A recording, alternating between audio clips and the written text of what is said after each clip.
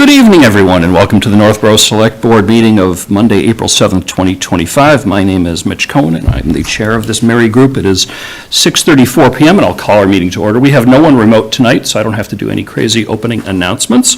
So we will start with public comment. Is there anyone in the audience, either in person or remote, that wishes to speak to something, primarily something that's not on the agenda?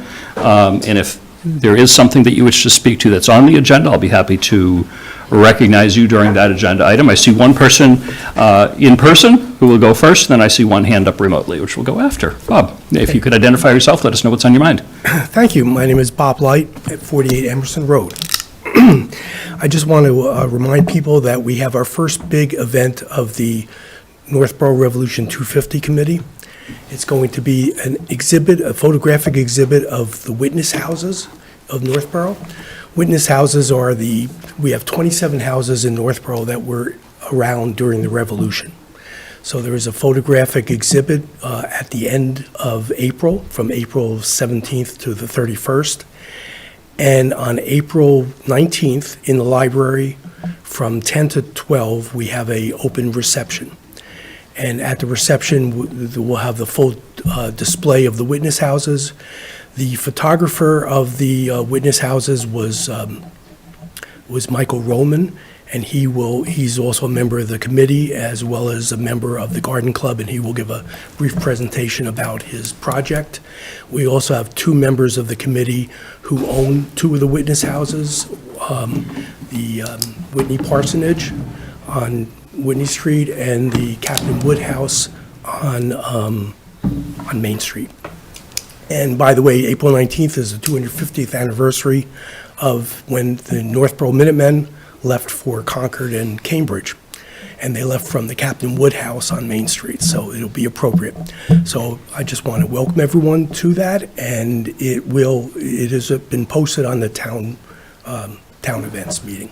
Great. If anyone needs further information. Thank Do you know if it's obviously going to be some sort of a presentation, will cable record it or somebody be recording it for later use? I believe Cable Access TV will be there to record Excellent. it, and it's a 2-hour presentation. The rest of us on the committee will be dressed in our colonial garb. Oh, nice. That'll be nice. Thank you. Excellent. Thanks, Bob. I also see Fran Backstrom with your hand up. Fran? You could unmute, identify yourself, let us know what's on your mind, please. Sure, Fran Backstrom, 76 Cedar Hill Road. I realize this is on the agenda, but it's going to be very late this evening, and I appreciate the fact that you guys are going to be there for a lengthy period of time, going over some very serious, time-sensitive matters. So I just wanted to reiterate that the position of the Council on Aging, myself, and many of the older adults is that if this polling place is going to be changed to the senior center, if you could truly think about not doing it in 5 weeks and putting it on the plans for elections after July 1st, 2025, and not this year on May 13th, which is just 5 weeks away. And I wish you a very expedient evening, because I do know you have a lot on your agenda. Thank you, Fran. We'll do our best as to the expedience of the meeting. Appreciate that. Is there anyone else, either in person or remotely, that has public comment at this time? If not, we'll move along. Public comment is now closed. We'll move along to meeting minutes. We have meeting minutes of March 24th, 2025. Would someone like to make a motion? Mr. Chair, I move the board vote to approve the March 2024-2025 meeting minutes as presented. Second. Okay, motion made by Laura, seconded by Julianne. Any discussion? All those in favor, we can just raise our hands. We're all here. Okay, I see that as unanimous in favor. Meeting minutes are approved. Next up, we have John Campbell from the Community Preservation Committee, a presentation on CPC town meeting warrant articles. Do you, I'm sorry. Yeah, no, I was going to ask Mr. Chair. I didn't know, I know there's some people on remote regarding the voting location. And we're about to hit a whole bunch of things on town meeting and town articles. Any thought on maybe moving that one up to have a discussion and vote on it to? I have no objection to that. Are you expecting anybody, town staff or otherwise, to join a little bit later for the election-related items? No. Okay. Would you be offended if I asked you to go back to your seats and we could take care of that item? Not at all. Okay. Apologies. But I think Sorry. that makes some sense. I know there are a lot of people very interested in that. Sure. All right, so moving along, we will jump over to item number 8, discussion and vote on town meeting, which, I think it's 11. it's 11. We have so many town election and meeting things. 11, consideration and possible votes to change the future election polling location. In our memo in our packet is a memo from Stephanie summarizing discussions that I know you had, Stephanie, with town staff. Yes. And Fran, who spoke earlier. Yep, And the school superintendent. yep. Do you want to give a quick summary of? Sure, so information? we left off last meeting with some people from the school committee, some concerned parents on having the elections remain at Melican Middle School. After that meeting, I followed up with the Council on Aging Chair, Fran, who was just on, and she asked if we could push it off 1 year in order to educate our voters of, where the next meeting would be. We recently had the facility, the senior center, looked at by the state because they need to do a audit of election polling places. They said it meets, of course, ADA requirements. They had concerns with the parking, but they said it's sufficient, it will work. It just depends on really if it'll work in live time. I know Karen Wilbur from our town clerk's office had concerns too, because everybody's just getting used to that place, and the state during their audit inspection said, we use this place as a model. So I just need to reiterate that. So people are used to the one-stop shopping and, and parking and yada, yada. With that said, moving forward, if we do decide to go to the senior center next year, then the police chief said he will have additional staff on this year, if it resides at Melican, to make sure that there's significant police present. The superintendent spoke to the school committee, they're fine with it. And who else did I reach out to? The town clerk, of course. Yeah, so I think I covered all the bases for concerned parties. So the synopsis is, let's look at what we have for the future. We are thinking the only logical place would be the senior center. If there's any other suggestions, possibly, but right now, if we could just keep it where it is up until this May, everyone is on board. Okay. Yes. I know there's obviously a lot of interest in moving it to another location. Yeah. Other than Melican, and this, conversation long predates you joining us at this table, predates a lot of the people at this table joining this table. I think that, parents have certainly made a very justified argument for why Melican doesn't work, and the school committee has also made that argument. I've attended a number of school committee meetings where this is discussed, including the one where they voted on sending us a letter requesting that we consider another location. That was back, almost 2 years ago. And this board agreed then that we would continue to hold elections at Melican through the November 2024 election, and then give it some serious thought as to what to do afterwards. My sense is, our police chief and our town clerk say that the senior center will work. I'd say we make it work, but I also agree that moving it in a month is pretty darn quick, and might not be the best idea. The school department is already prepared for however they can be prepared to having the May 13th election at Melican with students in the building, and I know that's not ideal. I appreciate the police chief saying that he'll put additional officers on duty. I think I mentioned at the last meeting, the improvements over the last couple of years for elections at Melican have been really good from the police department standpoint. They've really stepped up, and it's much smoother than it was. It's still kind of chaotic. So just for myself, I'm in support of moving it, with the senior center being the only other logical option that we have before us. But I think it is, unfortunately, given where we are right now, too soon to do that for the May 13th election. But that's Yeah. just me. And we'll try to get the word out for mail-in, right. So as long as we have the time, we can make it work, hopefully seamlessly. Yeah, I mean, just on the mail-in ballots and early voting, that is an option that is now available for every election, including local elections. And I think we should all do whatever we can Yeah. to promote that as much as possible. That encourages voting, which is a good thing, and it reduces the stress on whatever the election location happens to be, whether it be Melican this year or the senior center for future elections, if we take that action. I think we all know the parking lot at the senior center is smaller than Melican, so for some of those big elections and busy elections, it might be a little stressful. So the more we can do to get everyone in the habit of voting some other way other than in person on election day, the better it is for all. So Right.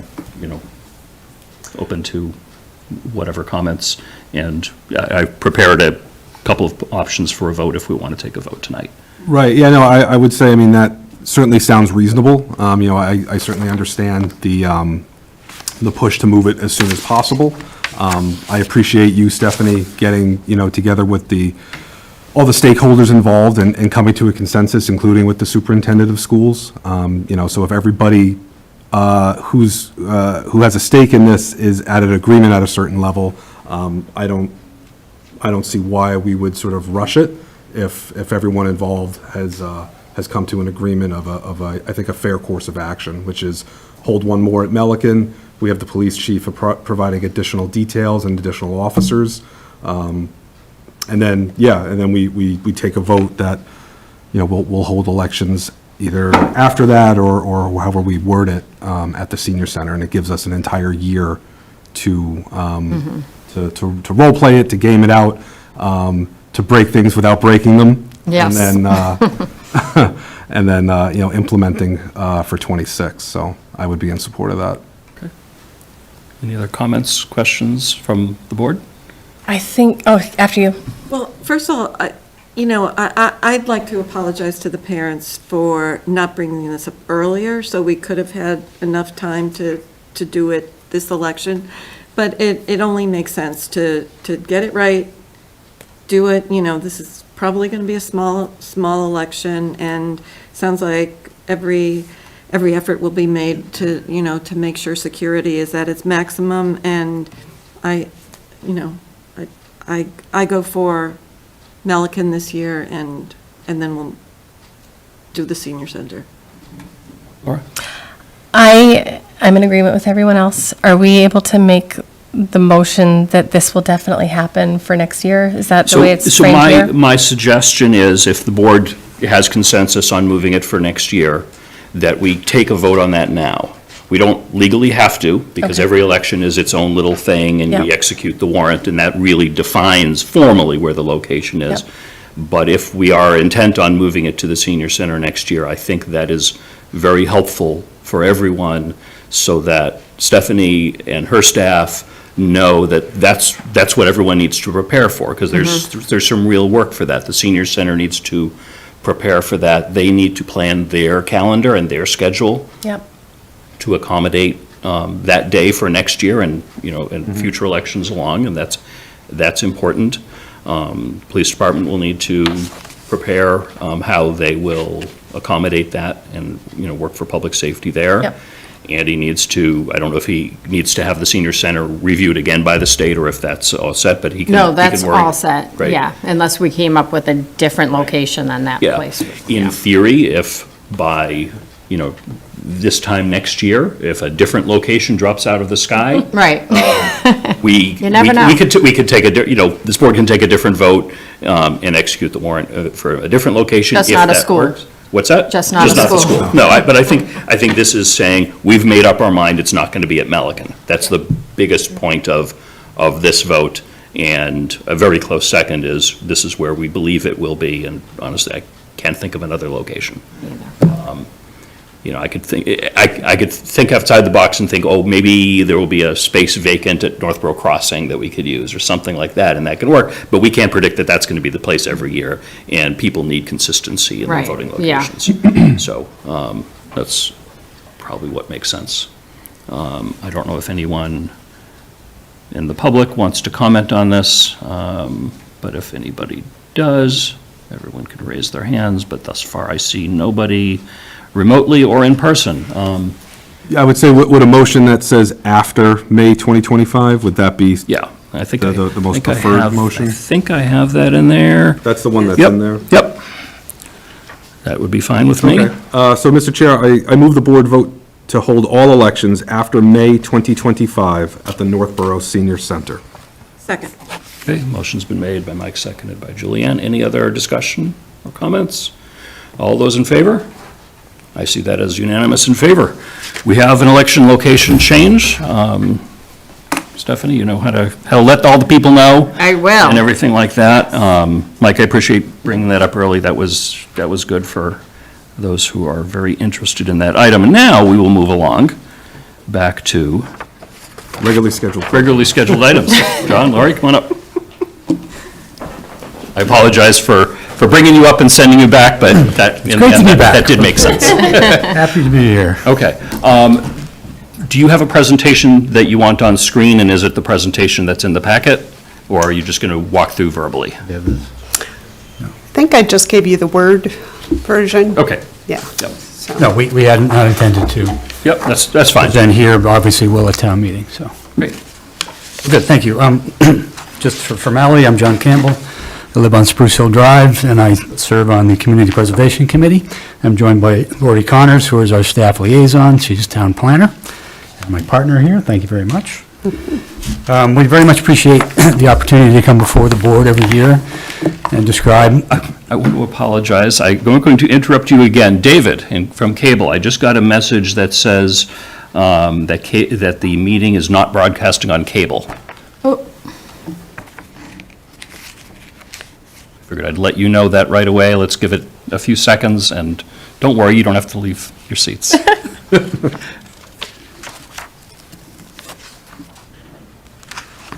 that Dana? No, that was someone else. All right, continue and I'll see if I can get this worked out. Okay. All right.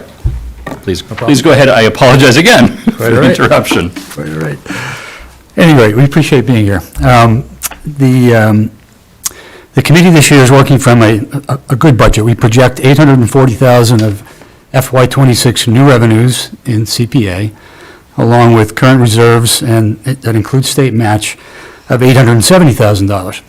And I like to point out each year where our state match has gone. Throughout the history of CPA, I should say, in Northborough, we've received over $3.4 million in state matching funds, which really makes every dollar we commit to CPA a really good investment for the town, because we're getting it matched every year. So we entertained 4 applications, really, 5 if you include the White Cliffs bond article, which we'll get to at the end. And all 4 really applied well to our guidelines, that they're applicable to CPA, that we consider them to be affordable within the budget, that they have a certain urgency to be voted on this year as opposed to being postponed, and that they have good community support from whether it be the board that presented it or other citizens or other angles. And we felt that all did in this time. CPA was founded on 3 core areas, that being open space and recreation, historical preservation, and the creation of more affordable housing. And to that end, we've done really well in town and created a number of terrific projects, primarily in open space and recreation. We all enjoy them a lot. But we've underserved affordable housing. And that allows me to talk about the first article that we intend to bring, which is a project that would bring us 8 new affordable housing units to be placed in the Village Center Drive area where we already have affordable housing. And these would be dedicated to veterans. 4 of the units would be handicap accessible, so they would serve handicapped veterans as well. It's important to note that the waiting list for affordable housing is just enormous, over 20,000 currently. over 5,000 from one-bedroom units. 274 of those are veterans, including a good number of those in Northborough or that work in Northborough. So this really serves a group that needs our support. The project also is an excellent example of how CPA can be brought to a great partnership. It's a $2 million estimated cost project. We in CPA are bringing $880,000. The Housing Authority has $300,000 to contribute, and the rest is committed or expect to be committed from the State Executive Office of Housing. So very affordable, again, under CPA. Another point to note, Northborough is currently considered in compliance with Chapter 40B. We have 10.28, we're considered to have 10.28 of our housing units to be affordable. But we have, I think, over 150 new market units that have either been built or in planning or are currently up for approval. And if those were to come into play and we did not approve these 8, we come dangerously close to 10%, 10.02. Yes. If any more new market units were to come on, we would be under the 10% compliance, which would make the town susceptible to unfriendly large housing developments. So we always like to keep that goal. If we do afford these 8 units, approve these 8 units, it brings us a little above that 10%, a little more comfortable. So it's very important to bring that up. Any questions on the housing article? Bring forward? Really an excellent project. So this is the neighborhood near the library, correct? Correct. Okay, so how do I answer the question when people say to me that this is, there's hardly any room there already, and parking might be an issue? How do I answer that question? The plan, it's a well-developed proposal for the building plan, by the way. These are modular units, and when they bring them in, as I understand that industry, it's a much cleaner building process. The space is well thought out. There's existing room within zoning and so on. It does not impinge on, anything else in town. It's on land that is designated for it. The parking is already planned to be expanded by more than would be required for the 8 units. You plan for 2 more units per 8, which would be 16 more units, and the plan proposes to put up to 20 new parking units in the space at Village Drive. So some have thought that people will park near the library or make that more crowded, and I really don't think that'll be the case because there's a good thought-out plan for the parking to be expanded at the current Village Drive. Okay, thank you. You're welcome. Good answer. Any other questions from the board on that? We do have a hand up. Yeah, just one quick question. I think this is a great project. Are there limits on how sort of limited housing can affect your 40B? So like would there be opportunities to put additional, say, veterans-only or senior-only housing in town that would help us with our 40B percentage, or is there a limit or a cap to that, just in general? No, there's absolutely opportunities to create more affordable housing. I think, actually, tonight, you're going to hear about it in the inclusionary zoning bylaw that the planning board has been working on for several months. So definitely, my recommendation is for the town to support the creation of additional affordable units, because as he had mentioned, it's only 2025, and we are already dangerously close to that 10%. So once we fall below the 10%, then we are susceptible to Chapter 40B. And that means a developer could come into areas of town that do not currently allow housing and submit a comprehensive permit to the ZBA. And if a community is below the 10%, it becomes very difficult for the community to say no and not lose on appeal. Okay. So we could target more specific senior housing, veterans housing, which sometimes people are maybe sometimes likely to push back on than other forms of affordable housing, to help our stock of affordable housing for 40B. Okay, Correct. Thank you. You're welcome. Thanks, Mike. Yeah, I want to bring in an audience member in a minute for just a comment, but from my perspective, I'm very happy to see this proposal come forward. I know there was a somewhat similar proposal back a few years ago. COVID knocked the price out of the ballpark, and that had to be pushed back, so I'm glad there's something back again. It is so critical for the town, not only to add affordable housing stock, but to stay above that 10%. Anyone who wants to know what happens with 40B, just Google 40B, and you will find countless stories of projects going into areas that any reasonable person would say is incompatible with its surroundings, because most zoning rules no longer apply. High-density housing going on industrial land, recreation land like golf courses, things like that. We really need to stay ahead of it, so I appreciate your work. And just if I could, a detail I neglected to mention on the, speaking to the affordability of the project, it is going to be covered by the Affordable Housing Reserve CPA Fund, $279,000. The unreserved fund, which is balances we have, a lot of it from our state match, or interest earned on funds that have not been committed to one of the three core areas, $273,000. And then 326 of the new revenue we mentioned earlier would go toward it. So very affordable, no borrowing through CPA, no additional borrowing at all. And to that extent, I think a really good candidate for this year. Sorry. So just to confirm, it's 1.1 million for the 8 units. That's the total cost that we're going to be, No, the approximate total is 2 million. oh, sorry. To be sourced from 880 from CPA, Northborough, Got it. 300,000 from our housing authority, and 1 million, or the balance additional from State Office of Executive Housing. And if for some reason that funding from the state doesn't come through, does this project get canceled or what happens? I just feel like there's a lot of uncertainty around grants right now, and I'm just trying to understand what that would look like. True, very valid question. It's my understanding we have a strong commitment due to the state's commitment to more housing. I know that, do you know any more to the detail of specifics on the grant? I defer to Ron Bonney. He's the director of the Housing Authority. He might have some additional information. That would be great. Thank you, Ron. Good evening, everyone. Thank you for your time. As you know, the state passed a $2 billion bond authorization. Now, granted, that is only an authorization. That doesn't mean it's, has passed. The legislature still needs to vote on how it will allow it to be spent, where it will be allowed to be spent and everything, but Northborough is a town that hasn't received any state funding for affordable housing in quite a long time from the state.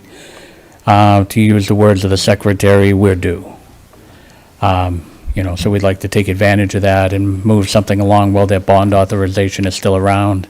There is always concern with what's going on federally, that could change things. Can't say it couldn't happen, but, the odds right now have never been more in our favor as far as moving this forward. Question procedurally. My assumption is this project won't start until all of the funding is secure. So both state and local funding, is that accurate? Yes, sir. So I guess an answer to your question is, well, if we approve it at town meeting, but the state does not approve it, nothing happens, and the money is retained by the CPA and the Housing Authority and everything else, and then we sort that out in some, future year. Yeah, the absolute worst-case scenario that you could see would be a slight delay in it.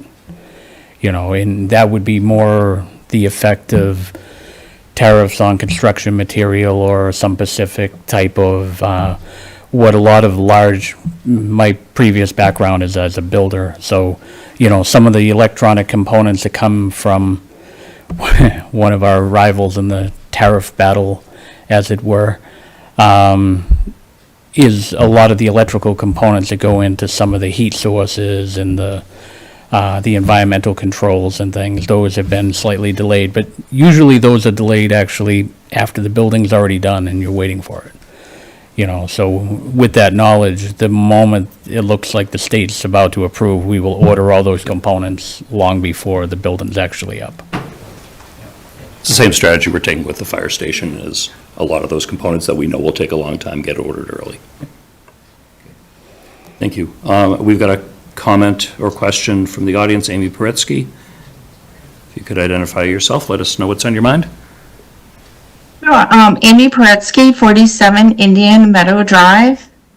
And maybe I missed something, but I just wanted to clarify some numbers. I am presenting the zoning bylaws later, so I was looking through some numbers for the inclusionary zoning.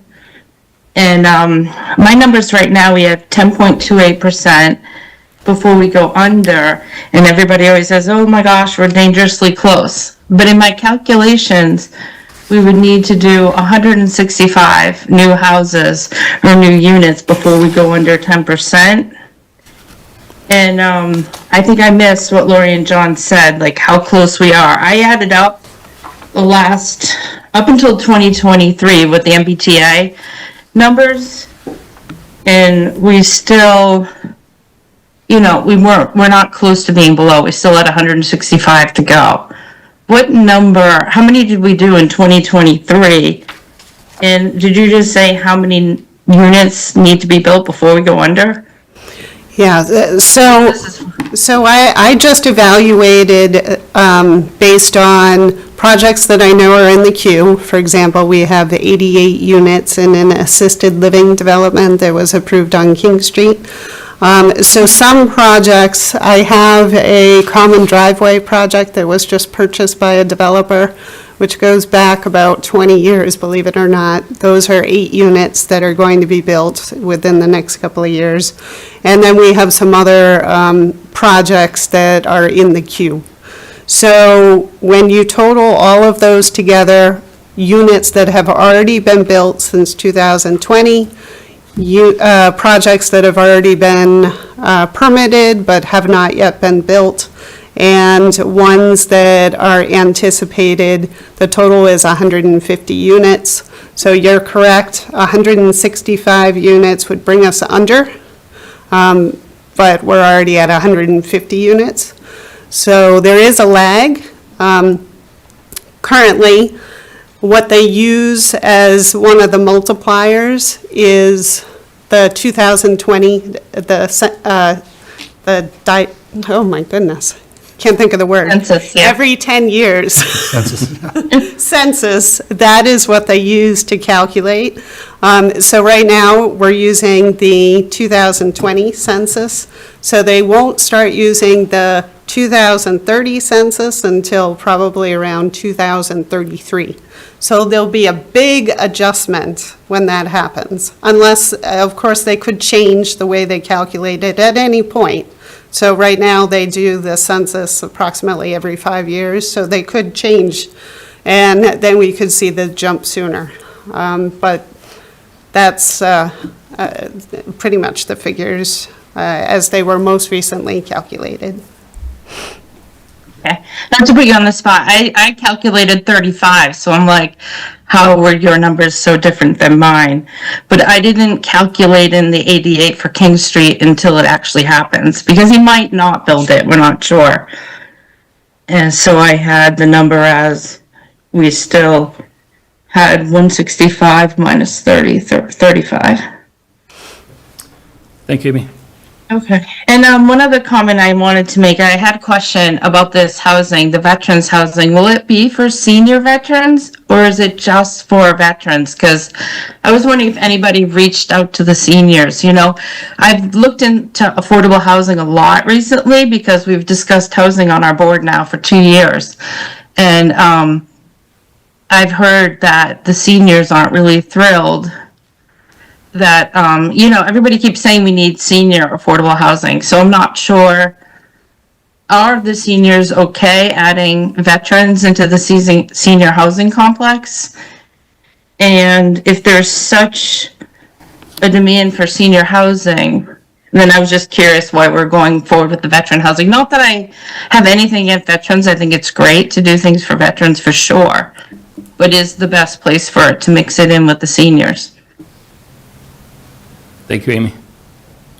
Thanks. I don't know if there's anything you want to address on that, about the whether this is just veterans, if it's seniors, veterans preferred.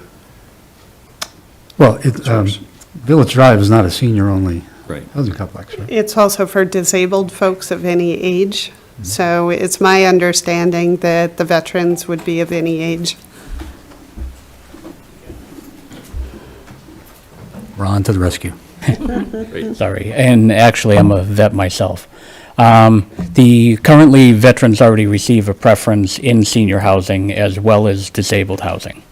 It's kind of the number one criteria would be if you're a local senior vet. And then we have, by statute, we have to have 13% of our, 13.5% of our 667, which is heritage and colonial, are required to be our young and disabled. So that would also allow younger veterans that are disabled to qualify, but not younger veterans that are not disabled. Thank you.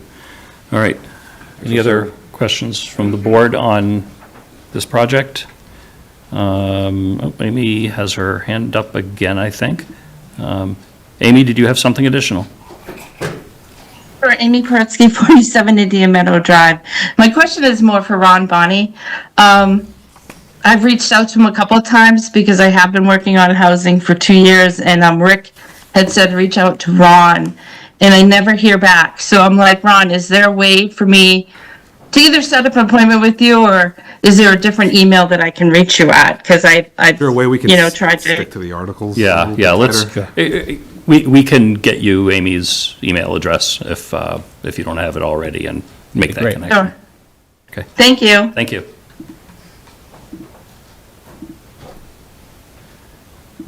Okay, any other questions on the affordable housing project?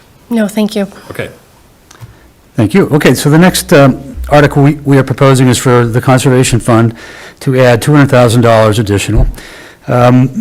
Over multiple really, previous town meetings, the citizens have voted to allow CPA open space money to be placed in our Conservation Fund.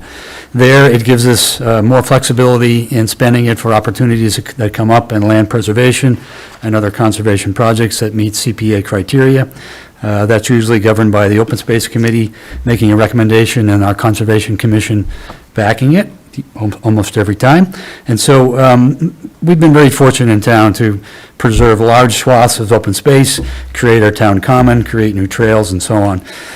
We utilized almost all the balance of the Conservation Fund last year when the town approved the purchase of the 432 Whitney property.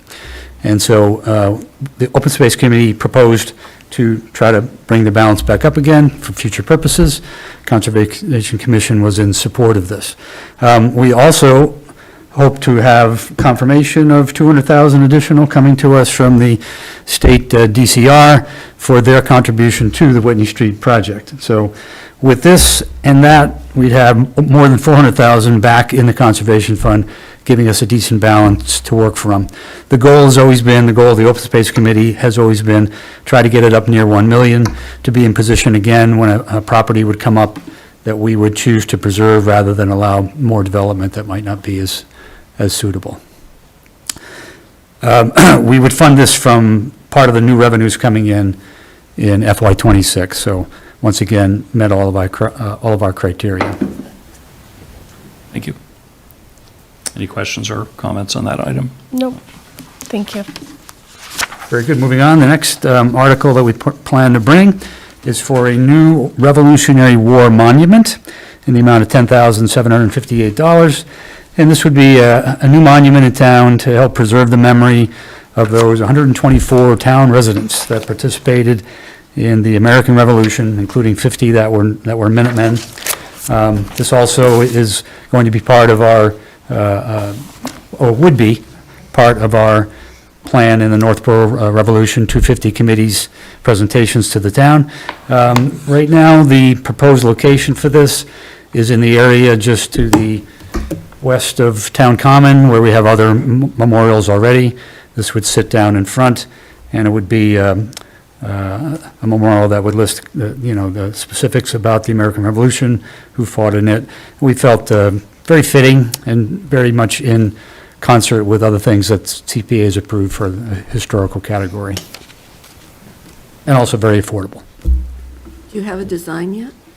There is a preliminary design, approximately a 5-foot tall by 3-foot memorial. That is the verbiage. It would be 2 feet by 5, so it'd be a Oh. granite monument, and it would be where the That flag is? and Okay. Can I pass this down? Hold it up to the camera. Oh, yeah. I'll hold this up in case this can be seen by the camera. And the proposed text is Revolutionary War, April 15, 1775 to September 3, 1783, Lexington Concord to the Treaty of Paris. Dedicated to the honor of Northborough citizens and the 124 Northborough veterans who served in the Revolutionary War, including the 50 Minutemen who responded to the call on April 19, 1775. Dedicated 2025, Northborough Revolution 250 Committee, funded by the Community Preservation Act.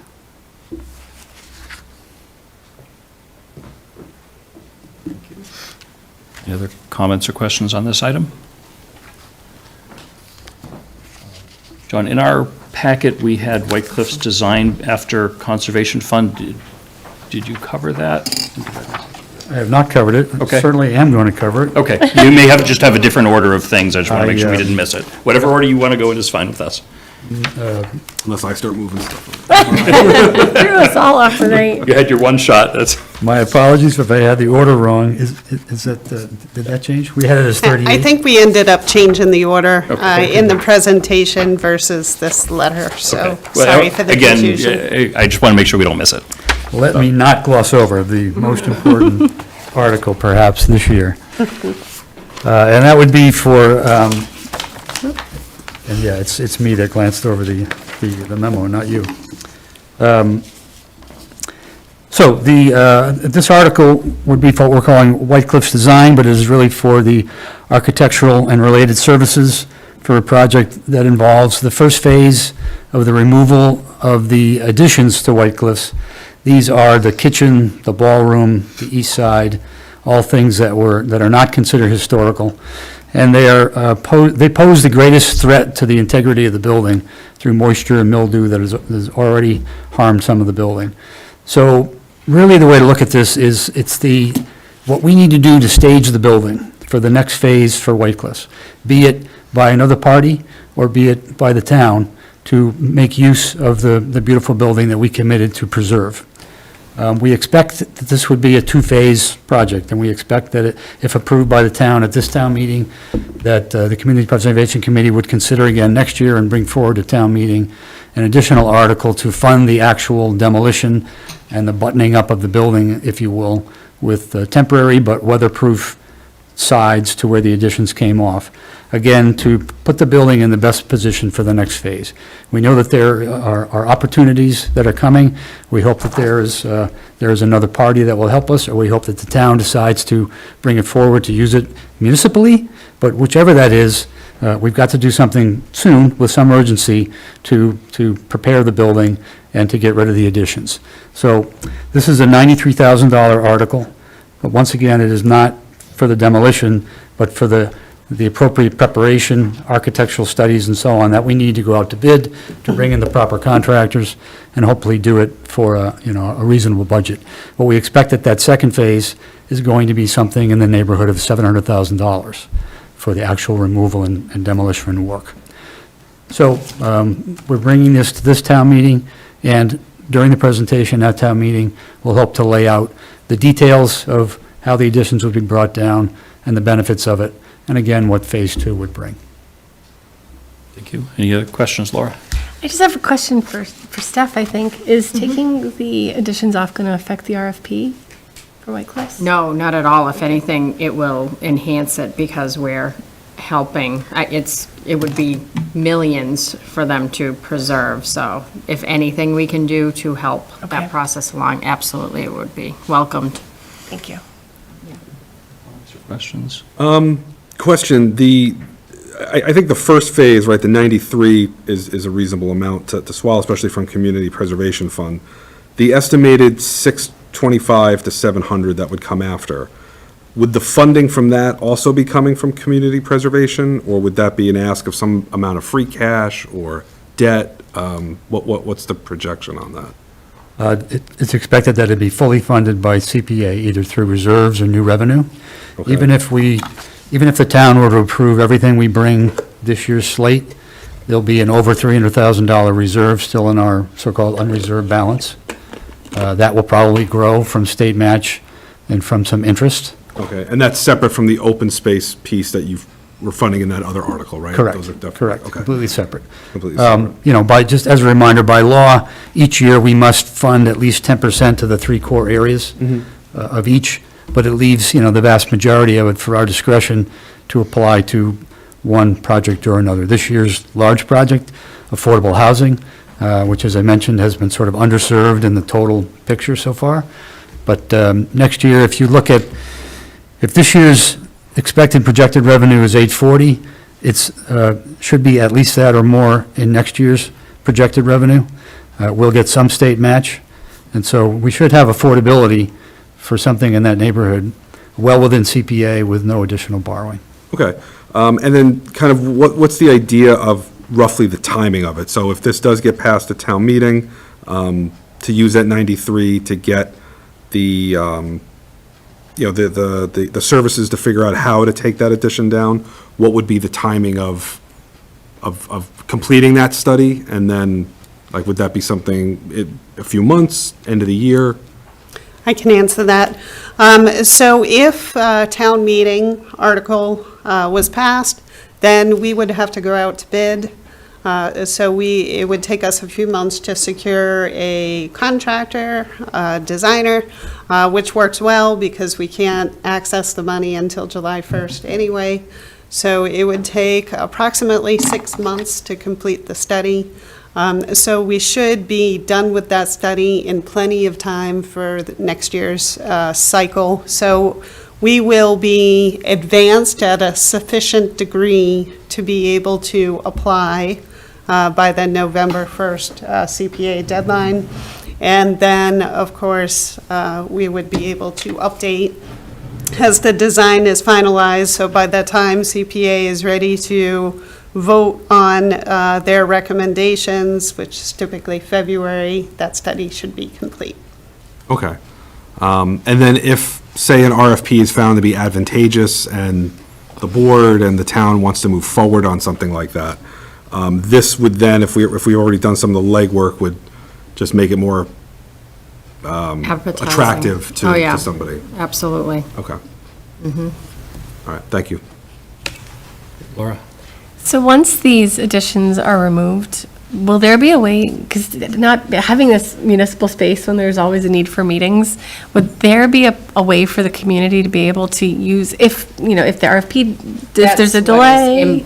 Put into the RFP to allow for. Community space? Community space, But I yeah. guess between now and these additions being removed, and depending on the status of the RFP, would the community be able to use the space yet? Right now, it's not habitable.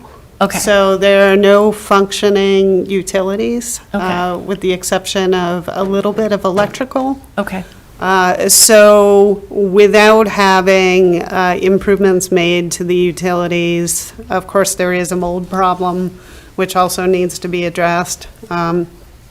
And the demolition, the way it was written into the scope is it would be for the temporary infill. Okay. Of course, if there is an RFP, if there's a project partner, then I would imagine it wouldn't be temporary infill. It would be restored the way it ought to be. Yeah. But all of that remains to be seen because, of course, the deadline for the RFP is on the 15th, I believe. Yes, 15th. Yep. Thank you. Thank you. Seeing no comments or questions? You've got, I think, the White Cliffs bond payment. Yes, thank you. Jumping back to where we should be, since I skipped over. We will be bringing an article again for the White Cliffs bond payment this year. It's $166,575. This is what the town voted for at the original White Cliffs article. This is the 8th payment on the bond, so we're nearly there in paying off the original loan, if you will. And this can be afforded again as part of the new FY26 revenues. Any comments or questions on this one? How many total payments? This is the 8th of 10. And it'll probably come up anyway at town meeting, but just to clarify, if this wasn't to pass, it doesn't get the town out from anything, or, it would just mean we'd have to cover this bond payment outside of CPA, right? That's correct. Right, okay, thank you. Which would be hard to fund otherwise, right? Any more questions on that? Seeing none, thank you. The last article we'll bring is for the CPA administrative account. This is, we're allowed by law to allocate up to 5% of CPA new revenue. This year, that would be $42,000, 5% of the expected new revenue. We tend, as a habit, to propose the full amount. We have it available for things such as appraisals and legal fees and the payment of our fee to the community coalition and so on. If it's not used, it goes back into the unreserved balance, and we can use it for future projects. So pretty simple housekeeping, but it has a purpose. Comments or questions on that one? I'm sorry. What did you say that can you remind me what the administrative fund is for? The term that the state and the coalition like to use is, it's for the business of the committee, which means it's for the committee to use to consider applications or do its work to research an application. So that's where an appraisal, for instance, Okay. or a legal fee, or some kind of study might come into play. But it cannot be, it cannot receive outside requests to use that amount outside of the normal application process. So does that help to Yeah. characterize it?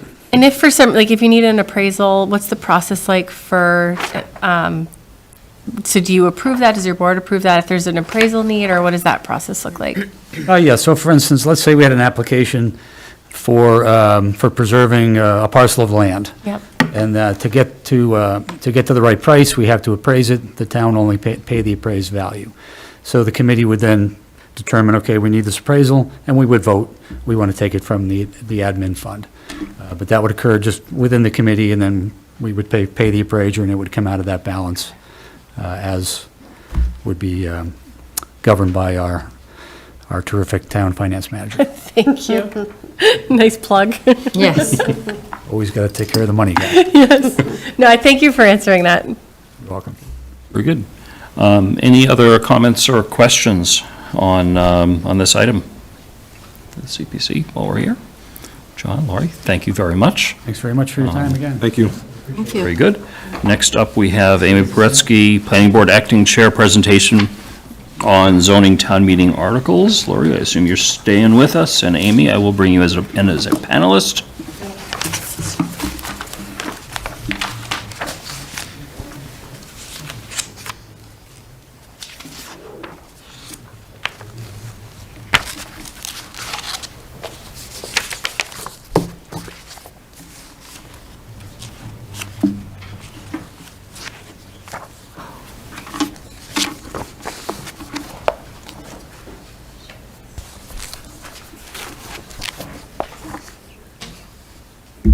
Amy, hopefully you've gotten a request on your screen to join us as a panelist. That's what it looks like to me.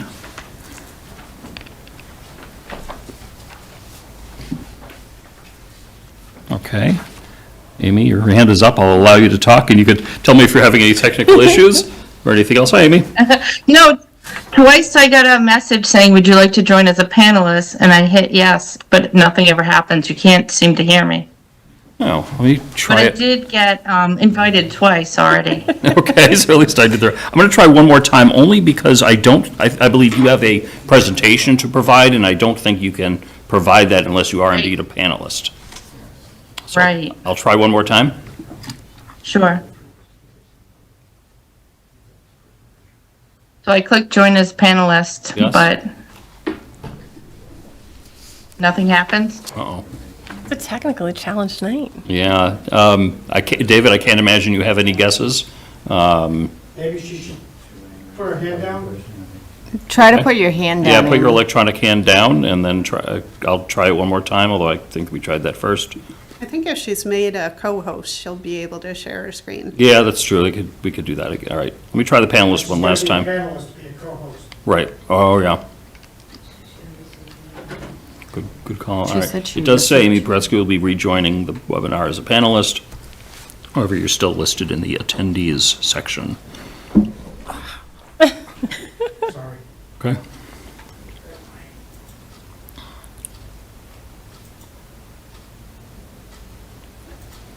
Yeah, that's what I've tried, but maybe I'll have better Or luck. maybe remove her and have her start fresh. Now, remover would boot her out of the meeting.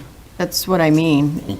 No, I mean, because then she can come in as a Rejoin. panelist. All right, David has the magic Okay, there we touch. go.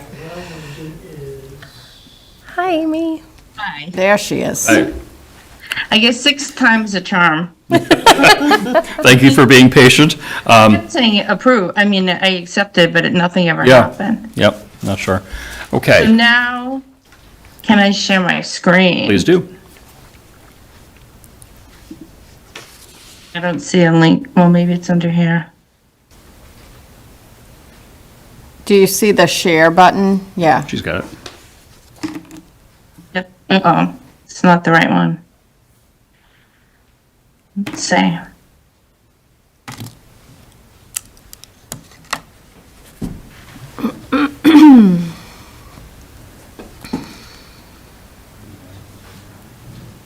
We're there. Okay, can you see that, We do. or no? Can you see the screen? Yep, we see just the presentation window and just the menus above that. Okay. For me, I can see the presentation window and the participants. Is that coming up on my screen? No, for the sharing part, I only see the presentation. We're good. I think we're For some good. reason, I can see May want to go full the screen. participant screen too. David is suggesting you may want to go full screen. That could potentially help. Okay. It's up to you. Right there. Does that help? Do you guys see the screen? It's a little bit bigger for us. It doesn't change it dramatically, but sure, go ahead. Oh, okay, it's filling my whole screen now. It's all I can see, so Okay. I guess I We'll- can't do We'll try not to any make more than faces at you that you can't see. that. I can't see any of you, which makes it really hard. So if someone raises their hands, all I can see is my Well, screen. I we can't will- see anybody else. Yeah, we'll audibly let you know if we have questions. All right, why don't we get started? Okay. And I can't see myself either, so. All right, well, good evening, everyone. My name is Amy Paretsky, and I'm the chair of the Northborough Planning Board. Tonight, I'm here to present the Planning Board amendments for town meeting. The first 3 that we're going to present have to do with the accessory dwelling unit. I'm sure many of you have already heard, but on August 6, 2024, there was an Affordable Homes Act passed. In Section 7 and 8 of this Affordable Homes Act, changed, created new statewide definitions and uniform rules governing accessory dwelling units. This year at town meeting, we were updating our bylaws to come in conformance with the state regulations, state mandates. The purpose of new accessory dwelling units is to encourage the production of accessory dwelling units, to increase the production of local housing, to address statewide, local, and individual housing needs for households of all sizes. So if you have a parent or a child, and you'd like to build a small unit on your property, they will now be allowed by right in all over the state, every single town, including Northborough. The first article, Article 56, amends the definition of dwelling unit and accessory dwelling unit. So now our definitions in our bylaw will be the same as what the state is. So we'll comply with the state definition. The second part of these articles, Article 57, has to do with minor site plan review. So if you're want to build an accessory dwelling unit inside your house or attached to your house, right now, with this new bylaw, all you'll need is the building inspector. He will approve permits or go through the process with you. There's no reason to come before the planning board. And even if you want to go a step further and have an attached accessory dwelling unit, which would be to the side or behind your house, you would go for minor site plan review, which would consist of the building inspector, the planning director, assistant DPW director, fire chief, and other relevant town staff. As a planning board, we decided to streamline it for residents in town, and there's no planning board site plan approval needed to do an accessory dwelling unit. You only need to go in front of staff. There's only one ADU allowed per lot. The maximum size of an accessory dwelling unit is 900 square feet, or half the gross floor area of the single-family dwelling, whichever is smaller. It eliminates the requirement that the property owner must live in the principal dwelling, and it specifies that an ADU shall not be owned separate from the principal dwelling, which the ADU is associated. So it can't be sold off separately from the principal dwelling. Are there any questions from the board about this accessory dwelling unit bylaw? Laura has a question. Thanks for the presentation so Okay. far, Amy. If families wanted to build those units to be like an Airbnb or temporary housing, would that be an option with this bylaw? It is. Every town had the right to prohibit Airbnbs, short-term rentals, but in Northborough, I did reach out to the police chief, and as of right now, there haven't been any problems with Airbnbs in town. I know a lot of towns in the state are very concerned, like if you live down the Cape or more of the vacation rental hometowns. But in Northborough, the staff I reached out to didn't have a problem right now with Airbnbs, so we left it open. Thank you. I have a question. How close can the ADU be to your neighbor's property line? Laura can verify, but I think it has to be the same as the setbacks, which is what, 15 feet? Yeah, so typically the side setbacks in most of our residential districts are 15 feet. The rear setback is typically 25 feet. And then we also have a regulation that says that structures have to be a minimum of 10 feet from each other.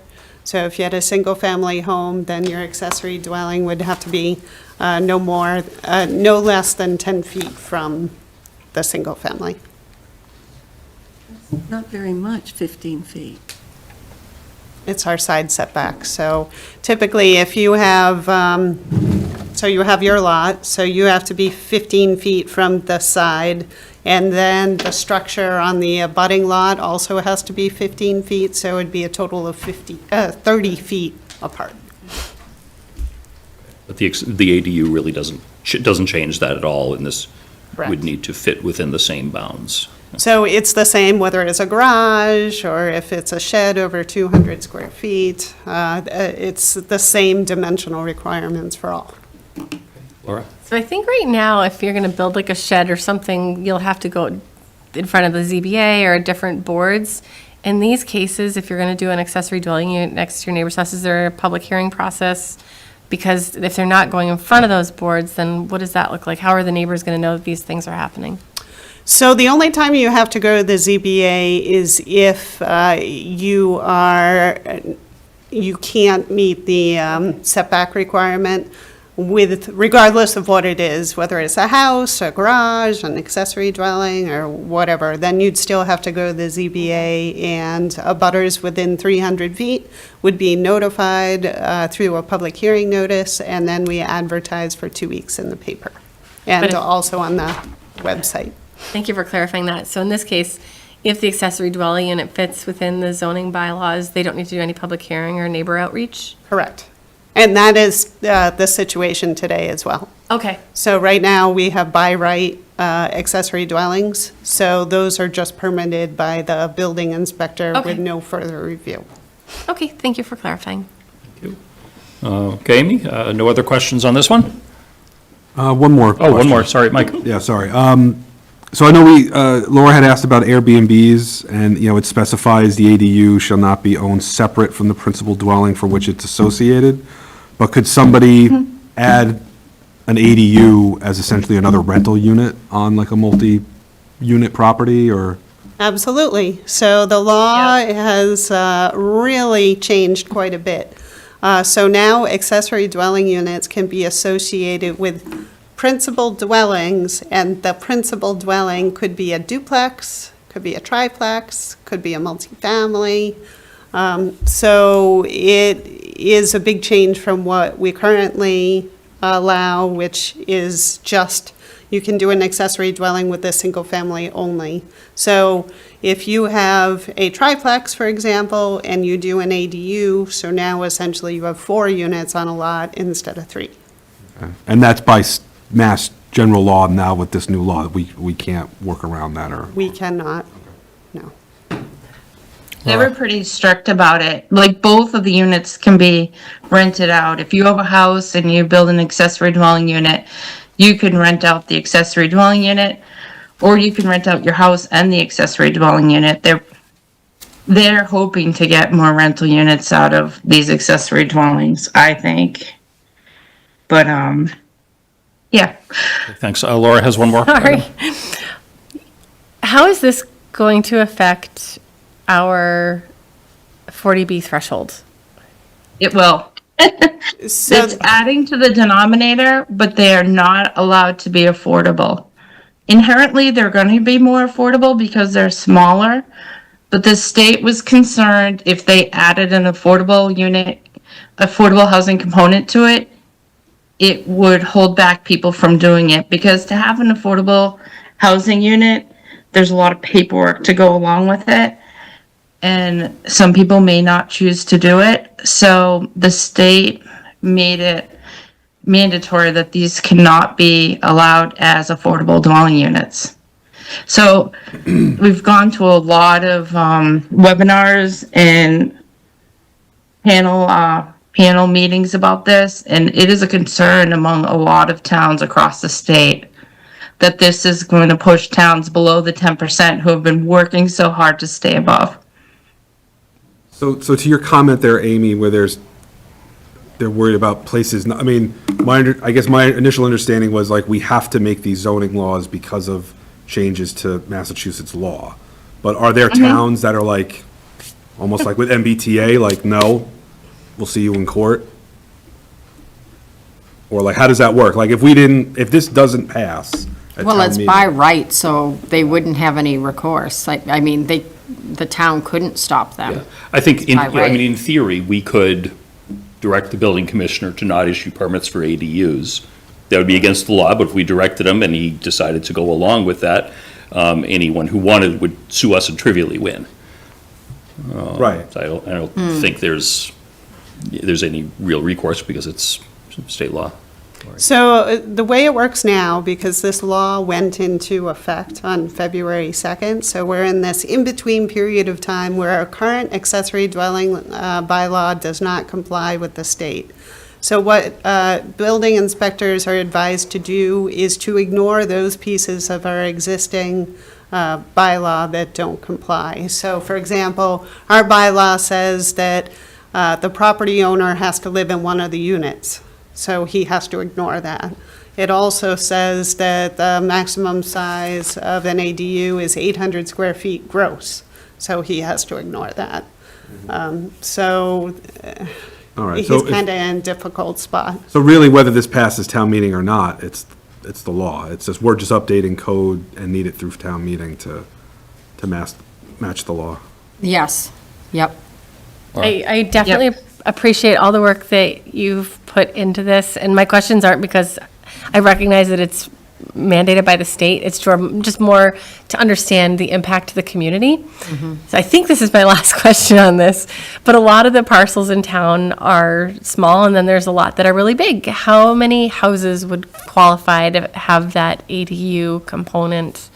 Is it like 100%? Is it just houses that are on, a certain land size? So there was, so we just got the guidance bylaw from the state, maybe 3 weeks ago, 2 weeks ago. And there was a change that we had to make to our draft bylaw as a result of that. So we had to add in a provision that says, if it's a non-conforming structure or a non-conforming lot, you can still do an accessory dwelling unit on it. So they wanted to ensure that even if you had an undersized lot, you're in a 20,000 square foot zoning district, your lot is 10,000 square feet, you can still fit an accessory dwelling unit on that lot. So they really want. So dramatic, the change. So It so is a it sounds like very if you have concerns or questions, they're better directed towards Representative Donahue, Kilcoyne, and Senator Kennedy, Maybe we should, when when we speak to them. invite them. I have a question, Amy. If this, on the off chance that this is hugely popular and we get 1,000 homeowners who want to do it, is there any way of capping per year so that our schools aren't flooded or? No, there's no way to cap, but we could stop the short-term rentals and the Airbnbs if they become a problem. But as of right now, there's no way to cap, but they do have to follow Title V. So, like what Bob had said, if your lot is only, if you can only fit 3 bedrooms on your lot due to septic concerns, if you want to do an accessory dwelling unit, he had said you have to put something on your deed saying you now have a 2-bedroom house and the 3rd bedroom is in your accessory dwelling. So where some lots in town will be affected is if they're on septic systems and they can only fit, I don't know how many houses that would affect, but I do know we did a duplex and it was big on each side. It was like 3,600 square feet on each side, but the lot could only accommodate a 6-bedroom unit, so there could only be 3 bedrooms on each side. So there might be septic factors that people have to comply with. And just one other thing, we've had the by right accessory dwelling bylaw in place for a number of years, and they aren't that popular. So we really only see maybe one a year. So, of course, this is a loosening up of that bylaw, but typically people build an accessory dwelling because they need to. A lot of folks who own single-family homes don't want to deal with another unit. They don't want to deal with renters on their property. So I don't think that the town is going to be overrun with accessory dwellings. There will be a few, certainly. But I don't expect it to be a significant problem for the town. Thank you. True, like our bylaw allowed 800 square feet by right, so this is only changing to 900 square feet by right. Sorry for all the questions. I think those are good questions. This is a big change, so I appreciate Yep, it. no, I think they're great questions. What I think is gonna be interesting, and the state didn't have an answer for, is in our town, we have duplexes where each side is individually owned, like say those two 3,600 square foot duplexes, each side is individually owned. And a question that I had asked and others had asked, who gets that one accessory dwelling unit on the property? And their answer was whoever applies first. Wow. Yeah. So you could be part of a duplex and all of a sudden there'll be another unit that could pop up in your backyard. And you wouldn't know until it We don't shows have to up. get involved in that mess. Gosh, seriously. All right. Well, Oh, sorry. I have a question. Julianne. I don't know if you're going to go through these one by one, but in a lot of them, the writing is where feasible, when feasible. Is there, that that leaves a lot of leeway. Is there any way of tightening that up? We actually had to do that. So that was a recommendation. We sent out our draft bylaw to the Attorney General's office for review, and we also sent it to Town Council for review. And they both said that we really weren't allowed to say what we were saying, because originally we had said shall in those circumstances, and they said that we can't mandate 100% of the time that, like, for example, we had the language in there that said that the accessory dwelling shall be located to the side or to the rear. And then at our public hearing, somebody had mentioned, well, what if your house is set back 100 feet from the roadway? What do you care? You can't see my single-family house. What do you care if I put the accessory dwelling in front of my house? And then that was confirmed by Town Council and the Attorney General's office that we couldn't mandate that. So we loosened up the language by saying, because we still wanted it in there as a guideline to applicants to say that the preference is that you put it to the side or to the rear. But in extreme circumstances, like your house is 100 feet from the road, then you can have it in front. It's going to change a lot of the. A lot of the landscape, wow. Yeah, interesting to see how it's used. Okay, Amy? You're up. Okay. Article 59 establishes a lot shape factor. We have a lot of irregularly shaped lots in our town, and this is a formula that Lori had used in Millbury. She had noticed that our town had a lot of irregularly shaped lots, and most towns have a formula like this. It results in lots that are more rectangular in shape. Property owners will be able to identify where their driveways are, their fences, their sheds, their swimming pools should go. And it provides for exceptions for reduced frontage lots and large parcels. Thank you. Any questions on this one? Seeing none?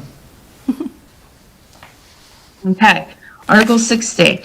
This is a housekeeping item. It clarifies that activities conducted under a stormwater management and land disturbance permit issued by the Northborough Conservation Commission are exempt from the land clearing and grading bylaw, which currently requires a special permit from the planning board.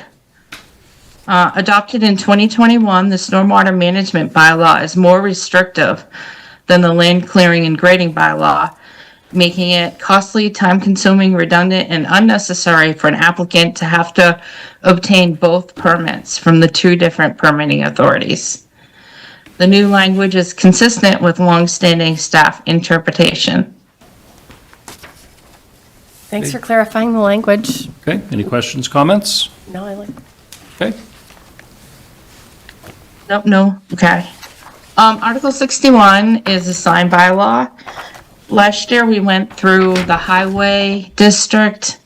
We made updates. This year, we focused on the downtown with the downtown revitalization.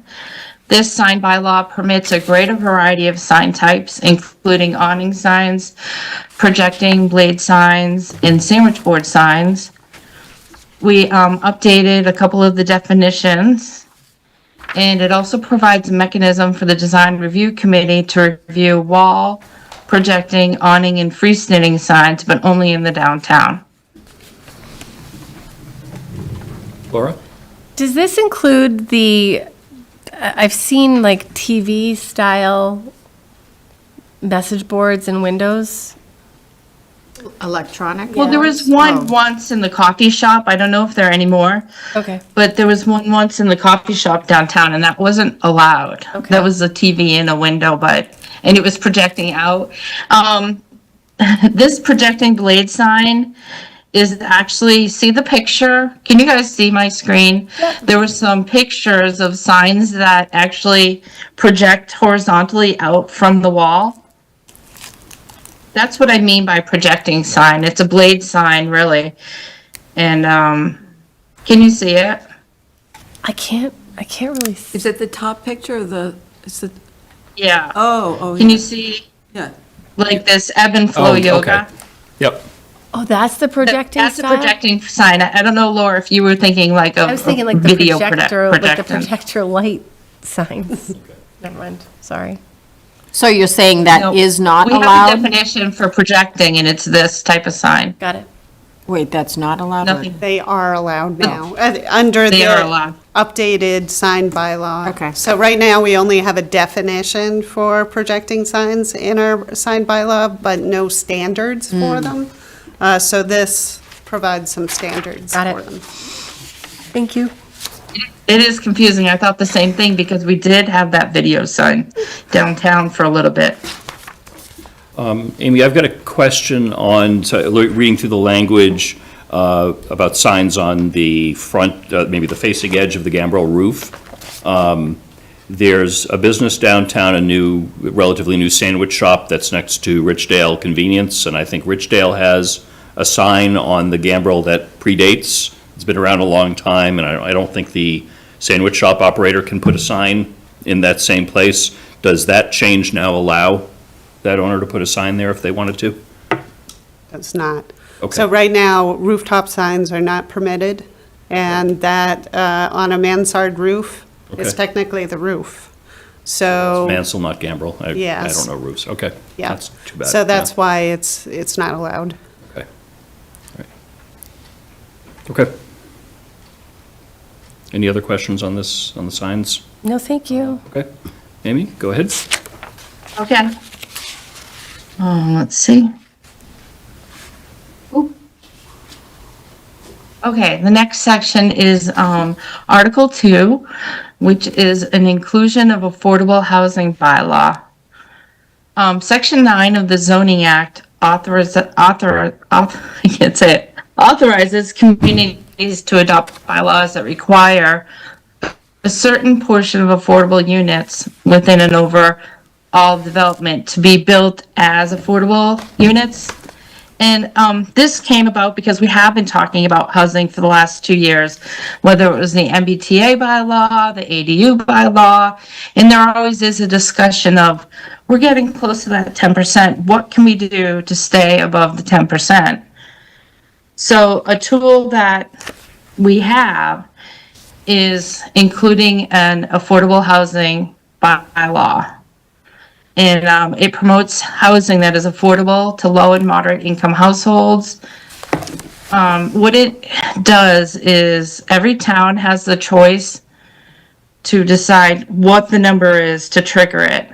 So in our town, Lori and I had come up with 10 units. It's what a lot of towns use. So any development over 10 units, the developer will have to add some affordable housing. And so they'll have to add 15%. We had a feasibility study done for the MBTA zoning, and that feasibility study said that a 15% affordable housing wouldn't be too much of an ask the developers to have to do. So we picked 15%, so anything over 10, they have to add 15% affordable. To make it more palatable to the developers and to help negate the fiscal burden of it, we added a density bonus. Sorry, this is the first time I'm going through it, so. But we added a density bonus. So the density bonus is if you have 10 or more dwelling units, 15% have to be affordable, and we have to round up. So it would be 2, but the developer can add 2 additional units as a density bonus. So instead of 10 units on their parcel, they can now build 12. And 2 of them would be affordable. Along with the density bonus, Laura has a question. Sorry. So with the density bonus and encouraging them to build these affordable units, do they qualify for the state incentives for building affordable housing? So, Chapter Know that. 40B provides a huge amount of financial incentives, but that trigger is 20%. So that's still an option for them. So they could go through the comprehensive permit route. Instead of that being a permit from the planning board, that would be a permit from the ZBA. It's a two-step process where they have to go to the state for approval and the town. So 40B is still definitely an option, and it provides a lot more flexibility than is proposed by this bylaw. Essentially, you throw the zoning in the trash and you do what you want as far as housing configuration and density of housing. This is kind of hybrid. Yep. So it's not as generous as Chapter 40B, but it does give you some incentives to make it more affordable. And Amy's going to go into a couple of the other ways that we were trying to give flexibility to encourage developers to not just build 9 units so that they can avoid this altogether, but actually build the 10 units. I appreciate all the thought you've put into it. Thank you. And what is the, sorry, Julianne, what is the current number of unit cutoff and the affordable percentage now in our? We don't have any. We don't have any, okay. I like, So right now, there's no, they don't have to build any affordable. So I'm doing the math and probably doing it incorrectly. If you allow this density bonus, you can have 12 units to affordable, correct? That's 17% affordable. Right? So Yeah. why are we going up so high? So, of course, so if you were doing a 40B development, then it would have to be 20% affordable. Or if it's a rental, it would have to be 25% affordable, which is still good. So Chapter 40B, if you're doing rental, you can count all of the units in your development. So that's the reason why we're compliant with 40B, because the Avalon development, they were able to count all 347 units, 82. 382 units, even though only 25% are actually affordable. So here, it's very expensive to build affordable housing because they're capped on how much they can sell those units for in perpetuity. So they sell them first to a low or moderate income family, and then that family lives there for 10 years, and then they go to sell it, and they're capped. They can't sell it above and beyond a certain amount that's set by the state. So a lot of developers don't want to build affordable housing because they don't want to bear that cost. So this is a way of sweetening the deal, because the concern was that we would just have a lot of projects that only had 9 units in it. So they would just do just below so that they could avoid this inclusionary housing bylaw. So we wanted to make it sweet for them to actually build affordable housing and help us with our 40B compliance. So as Amy is going to go on further, she'll talk about flexibility with the mix as well as the dimensional standards so that you can fit those 12 units into that parcel size. What this chart shows right here is that there is a way to, so say that the person has to is building 10 houses and 2 of them are affordable. Those 2 could be a townhouse instead of single-family dwellings, because that also makes it more affordable. It doesn't have to be a single-family house. Is there anything you want to add to that, Lori? I should have Lori present it because she knows she's done this before. No, I thought that was good. So essentially, you have a single-family neighborhood, and then you have a duplex. And so The massing is probably similar to the single families, so it won't stick out like a sore thumb. And then the ZBA could have, they have the site plan approval authority or the planning board, whatever the case may be, depending upon the district. And so they could say that you have to have a common entrance. So from the exterior, it looks like a single-family house. So it blends in beautifully with the neighborhood, but then they're able to get the affordable units in that way.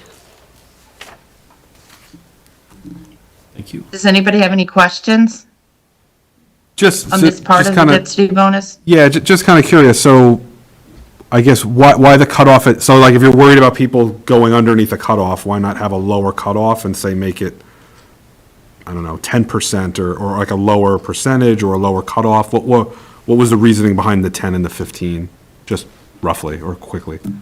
Because of the economic feasibility study that we did, if you have too few units, so say the cutoff is 5, then it's not economically feasible to build an affordable unit. That's the problem.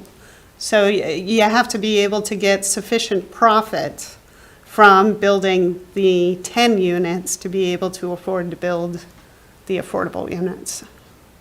Was that your question?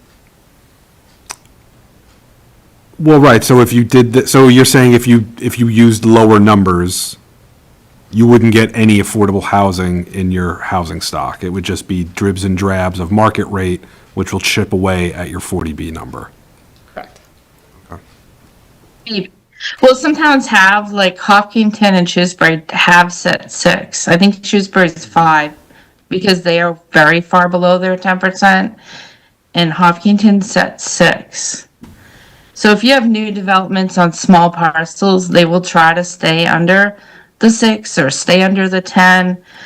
But when we first started this was mainly to catch like a big development, say that King Street development of 88 units. They would have been caught in, I don't know if caught's the right word, but they would have fallen under the inclusionary zoning. So 15% of those units would have had to been affordable, and that would keep us over our 10%. Or say a farm or a golf course. It was mainly to catch the bigger projects. I don't know how many of the smaller projects we will. I've been on the board for 10 years and there really haven't been any big projects. But it didn't really, I mean, it's really up to the town what they want to pick for a number, because I did look around at all other towns and the majority that I saw were 10, but some were 6 and some were 5 and some were even 10 if it's single family, but 6 if it's multifamily. So there was any combination. But like Lori said, we went off of the information we got from the feasibility study from the MBTA zoning. And they used the number 10 and they used 15%. So that's what we went with. Any other comments or questions? I don't see any. Amy, did you have another one? Or was, no? Thank you for your attention. I guess we're all set. That's it. Oh, sure. Question from the audience. Identify yourself. Let us know what's on your mind. Yeah, Rick Leaf, 30 Wiles Farm Road. I just want to verify, under this scenario, if this inclusionary zoning passes, are the affordable units going to count on the town's subsidized housing inventory? Absolutely. That's a requirement.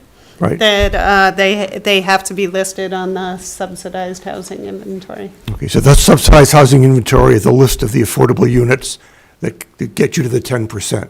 So that's critical that all the affordable units built under this bylaw count, which is good.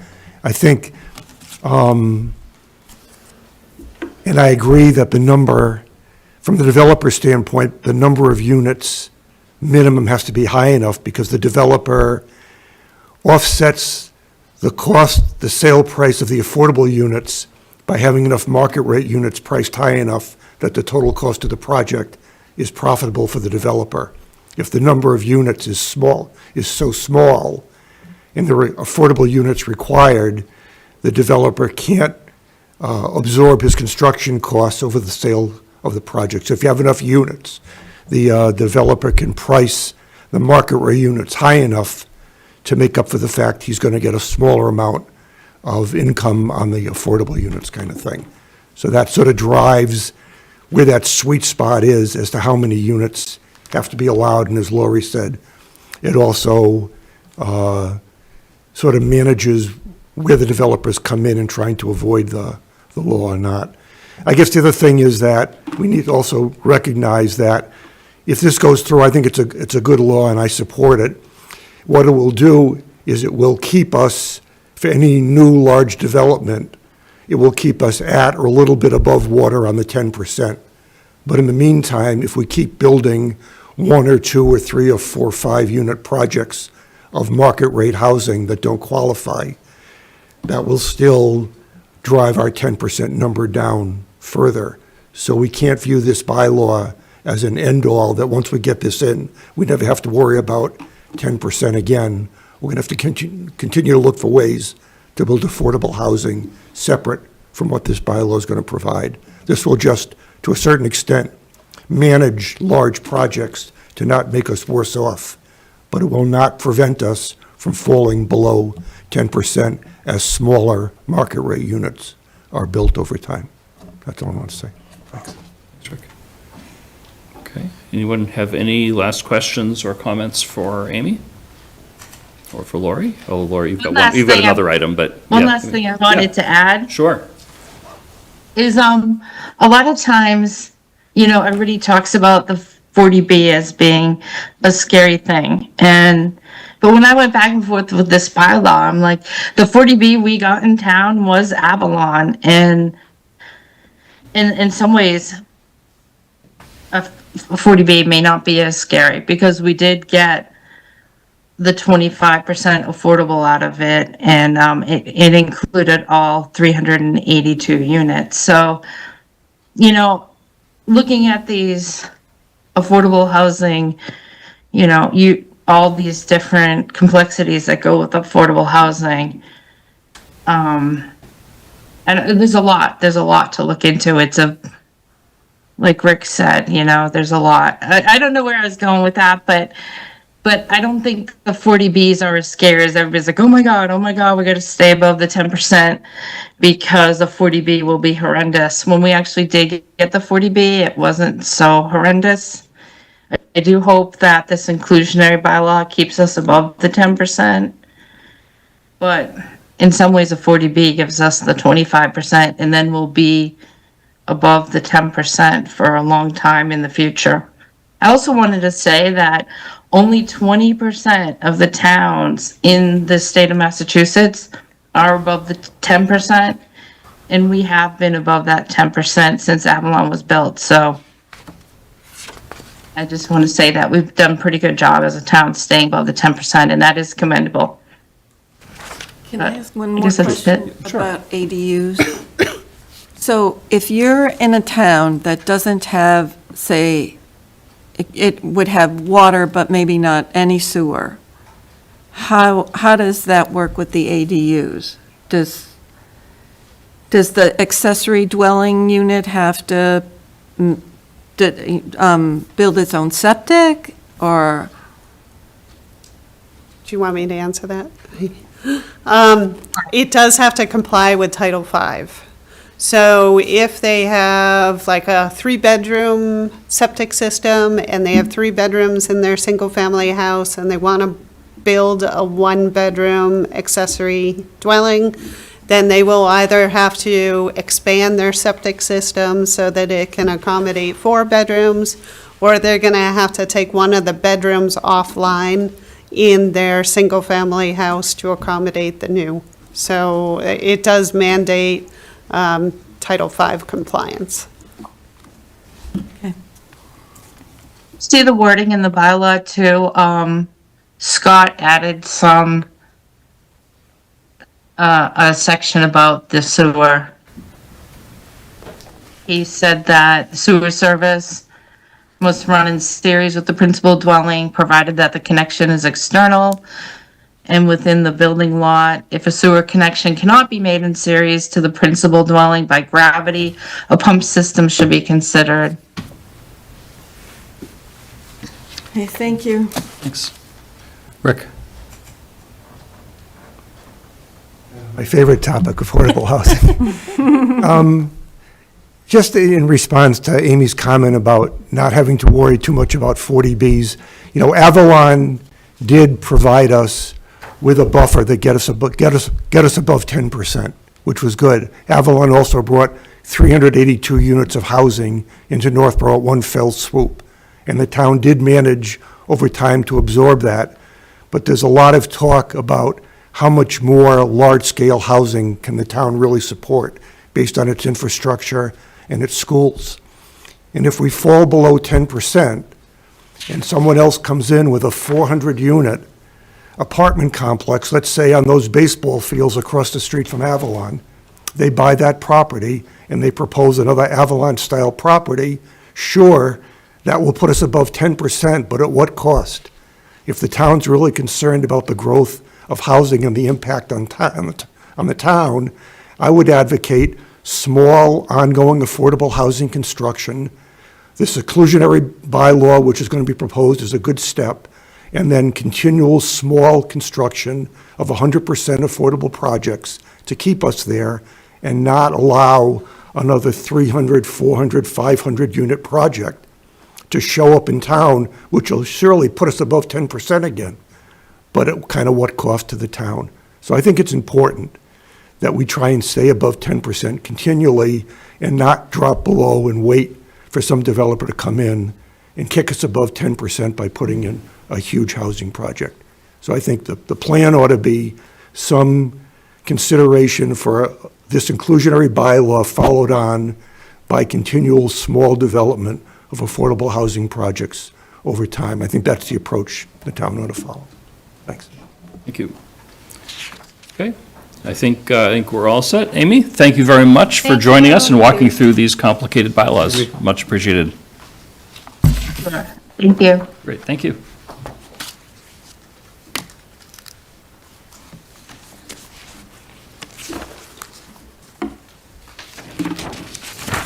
Next up, we have acceptance of FY 2025 Economic Development earmarked funds for the Blake Pierce Streetscape Improvement Project. Lori. So that's as simple as it is. So we had submitted a request for funding, we being the town of Northborough, from the state, and they approved $30,000. This money has to be expended by June 30th of this year, so time is definitely short. So what I was interested in doing is shifting some of the ARPA funds, $30,000 worth, towards other tasks than design. So we have a surplus in the design budget, so I anticipate that those funds would be used to pay for construction oversight. So that would be an additional cost. The estimate is $110,000 that the Beta Group came up with. So that would help reduce the town's burden for paying for the construction oversight. So, and it would give us more time on the clock because those funds don't have to be expended until December 31st of 26. Correct. Versus, June 30th of 25. And question probably for Jason, is that reallocation still consistent with the way the board allocated those ARPA funds? I think it was, generally for this. I just want to make sure we're not creating foul with any federal regulations. I was not asked this question before. Okay. And I didn't look. I apologize for throwing that at you. Look at the details, but Okay. I assume it's within the scope Okay. of what was allocated and what was voted. Okay. It's still considered engineering services. Okay. Good. Any questions for Lori on this? It seems like the state is not giving you a lot of time to use this money. When were you aware of this So there was an email that was sent, I believe by Stephanie, in November, saying that we got this money. And then I emailed, I think it was Jason, about a month and a half ago, saying, where is the money? Is it arrived yet? And it turns out that there was paperwork that I had to file in order to actually secure the funds. But they don't give you a lot of time. It really, like I said, we got the alert in November, and they gave us 6 months essentially to spend the money. But now we only have, Right. Yeah, we don't have much, but I'm glad we have something that we can use it on. Yes. Yeah, we will Back, definitely expend $30,000 worth of engineering services by June 30th. so I don't know, I'm not, if this project doesn't get approved at town meeting, then what happens to the money? So, as you know, I have applied for a couple of grants. So one was submitted on Friday, so that was the MVP grant. The other one is a Complete Streets grant. That one's due on May 1st, so I've got to start working on that one. So hopefully we will get one or more grants. And so there will be some project that will require construction oversight if that's the case. If there is no money for any amount of construction, then I will come to you folks and say, you know, I've got extra money. Is there any way you can reappropriate this for a task? I don't think we can reappropriate ARPA at this Yeah. point. Right. Okay. Yeah, so it would be, something related to Blake Street. But the design, that we appropriated money for the design. The design doesn't go away. But the $30,000 earmark, if, let's just say worst case scenario, it doesn't pass town meeting, you don't get the grants, that 30,000 you have to return to the state?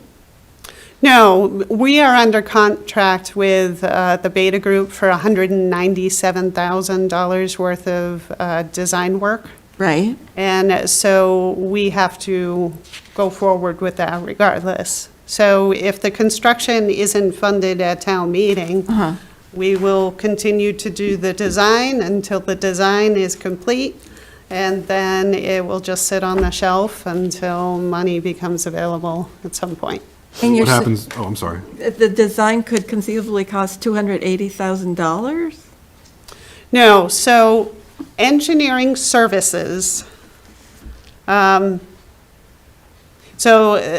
money, so $250,000 of ARPA money was allocated to design, engineering services. I can't remember the exact wording of the article. I assume it's engineering services. So the contract, so we went out to bid after that money was allocated, and we hired the Beta Group. So the Beta Group, of course, their bid came in at $197,000. So what we did is a contract that said, because typically there are contingencies, like cost overruns for one reason or another. For example, I sent a letter to you today because we need approval from CSX for the sidewalk that's going to go across the railroad. So that preliminary design is going to cost $5,000. So instead of it being $197,000 for design, now it's an additional $5,000.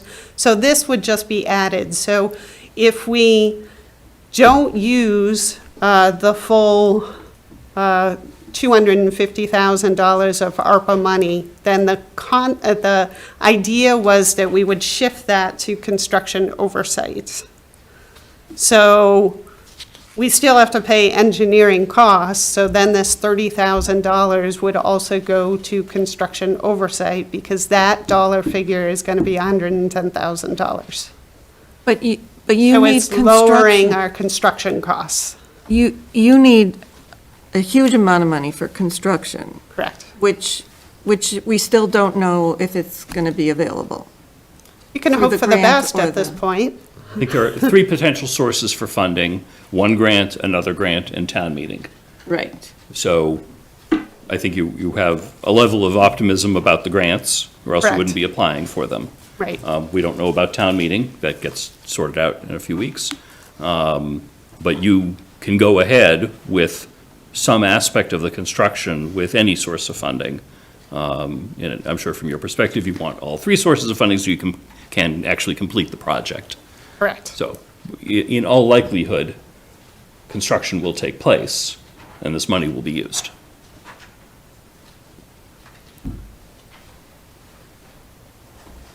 And then the difference with the ARPA money left over, so if it doesn't pass town meeting, there's these other funding sources through grants, and some of that ARPA money left over that can be shifted legally, we're sure of that, we're 110% sure of that, over to construction of something. If the project overall isn't approved, it'll be a smaller version of it. That's what we're saying, right? We will still need construction oversight. Yeah, construction oversight is basically the designers, the architects, continuing to work during the construction phase of that. So I agree. I couldn't find the motion, but, even if it just says design, that's still consistent with follow-through of the designer services during construction. Any other questions on this item? I just have to say, as much as I think that this project could be great, I wish that the $30,000 had been used for something that we could use immediately, like more of the trees or the wayfaring, which you had, wanted to do. But we're here and there's a time crunch, so. Agreed. Any other questions? Is there a motion? Mr. Chair, I move the board vote to accept the 2025 Economic Development earmarked funds for the Blake Pierce Streetscape Improvement Project and authorize the planning director to expend said funds for that purpose pursuant to MGL Chapter 44, Section 53A. Second. Okay, motion's been made and seconded. Any other discussion? All those in favor? Aye. Is opposed? Yeah. Okay, we have 3 in favor, 1 opposed, motion carries. Thank you. Thank you very much.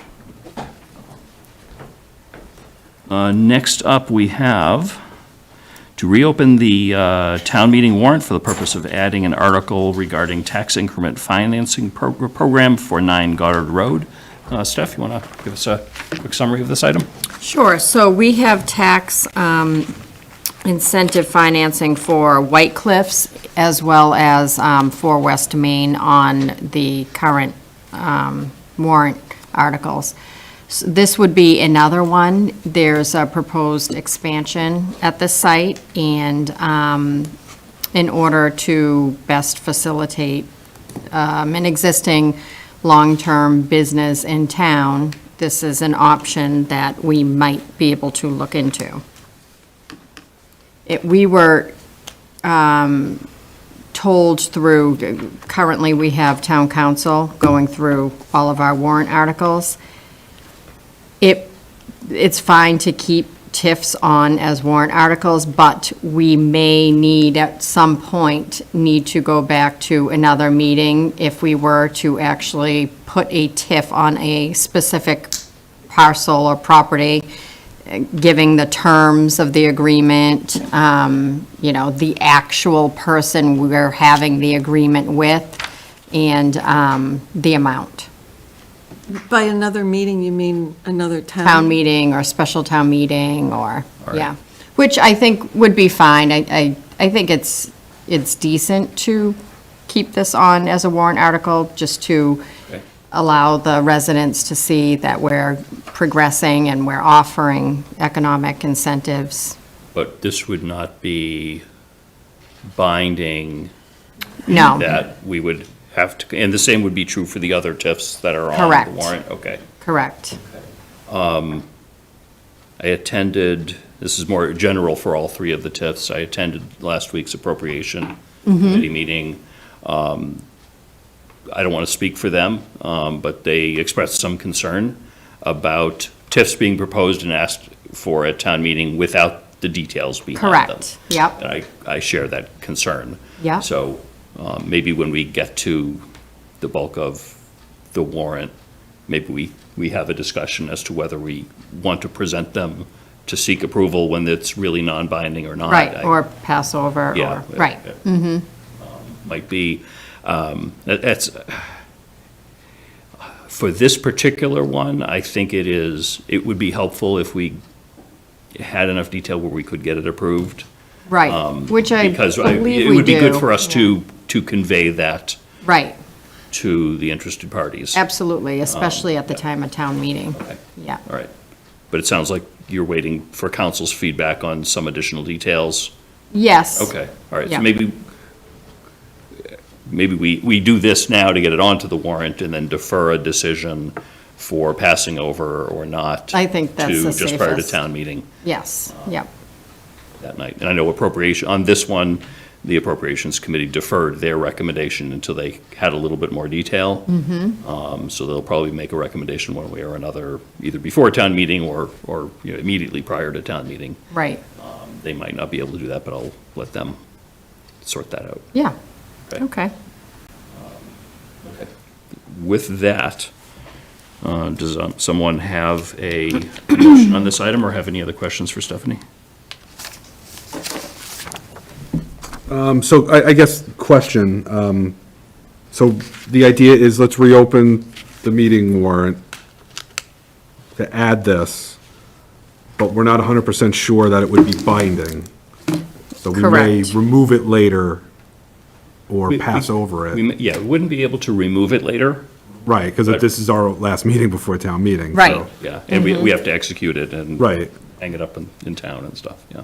And do we say we're going to pass over because we don't have Yes, enough yes, details? so this is an article that some member of the select board will have to make, and we as a board can decide in our meeting immediately prior to town meeting, that we will pass over that, and then whoever it is will make a motion to pass over article, whatever number this is, instead of moving approval of it. And then, either that board member or Stephanie would describe the summary. Either way, we can provide that summary. Right, right. And it would be a vote to pass over of the people in town meeting? Yeah, or- it's generally speaking, those are passed pretty quickly. Okay. They don't have to And be. is there like sort of zero chance we have enough details to town council's liking to add to that or add to the wording? I think they're going to get more specific, but they brought up the terms of the agreement, the actual person that we have the agreement with, whether or not it's, a company name or a person's name, and as well as the amount and the terms, basically. And what's our article total right now? 62? Yes, 6 is, And yes. the numbering for everything is assuming that this gets added, correct? Yeah. Correct. Yep, we added that to Yeah, our, so I think if we don't add it, we'll have to make some edits before executing the warrant. If that was the question of maybe we just don't add it.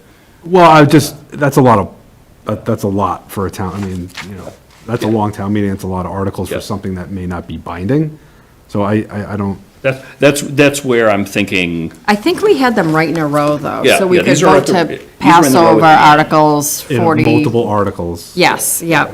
yeah, you could do that together. Or just list them, Article 44, 47, But even if we pass them over, it might be worth a very brief presentation on what these are for. Right, and I know, it Because was it's like Attorney midnight. Klein, she Yes. said it wouldn't hurt, but it's not binding. Right.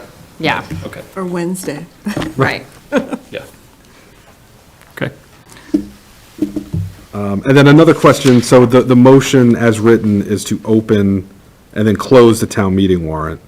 So that would preclude us from either adding or removing any other articles to the warrant. Correct. Unless we wanted to, there could be another motion if there was an article to be added or removed later on in our discussion tonight, we could still do that. As long as it's prior to executing the town meeting warrant, which is a That's couple of another items further vote. down. Yeah, Right, that's after Yep. discussion Yeah. and vote on articles recommendations. Correct. yep. Okay. Understanding that doing that confuses some article numbering and things like that. But we'll deal with that if we have to deal with it. Okay. All right, so I'll move the board vote to reopen town meeting warrant to add the article regarding a tax increment financing, TIF, program for 9 Goddard Road and close the town meeting warrant. Second. Okay, motion's been made and seconded. Any other discussion? All those in favor, say aye. I see that as unanimous in favor. That is approved. One quick swoop, we've opened, added, and closed. That's good. Okay. Next up, discussion and vote on town meeting warrant article recommendations. So in our list of motions are a list that Stephanie provided on articles that she is requesting or suggesting that we recommend approval of. These are pretty traditional. The TIF items are in here. We can, as I said, we can certainly revisit this on our Yes, of meeting course. an hour or so before Yep. town meeting. It's just so everyone knows what article they're speaking to. Yeah, this is on the recommending approval, and then we get into assignment in the next item. Oh, assignment number 9. Does anyone have any objection to recommending any of the articles in this list? Yes. Okay, what article or articles do you have concern with? Article 13. I've talked about this before, and I think that it's giving a message to the new firefighters that their positions will be guaranteed. And every day in the news, we see something new about government money and recession, no recession. I think it's, in 2 years, we both went to appropriations. They're talking about a Proposition 2.5 override. And at that point, if you do have to cut staff, how do you, are these positions the only positions that are safe because we've put aside money for them? I think that it confuses the issue, and we might not be in a financial position to have 8 new firefighters in 2 years when we're talking about a Proposition 2.5 override.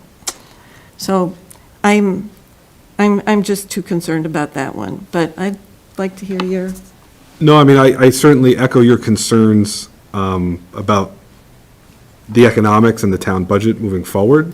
I think putting money aside for lowering the hit of salaries and benefits, or the salary piece for the safer firefighters, is still worthy. I think if you have questions about it or issues with it, we could certainly pull that out right for a separate vote and not include it in those. So I think that's definitely worth it. And I would say the concerns you have about the safer, the safer stabilization fund, I would share similar concerns about some of the other, one article in particular with Blake Street and $1 million of borrowing. Yeah. So I certainly have concerns there. Oh, is that on this? That's not one of them, That's not but I'm one of saying these. it for further discussion. Yeah. The stabilization funds for the Safer Grant, is that incurring any additional taxation, or is that from available Jason, cash? if you could come forward. Yeah.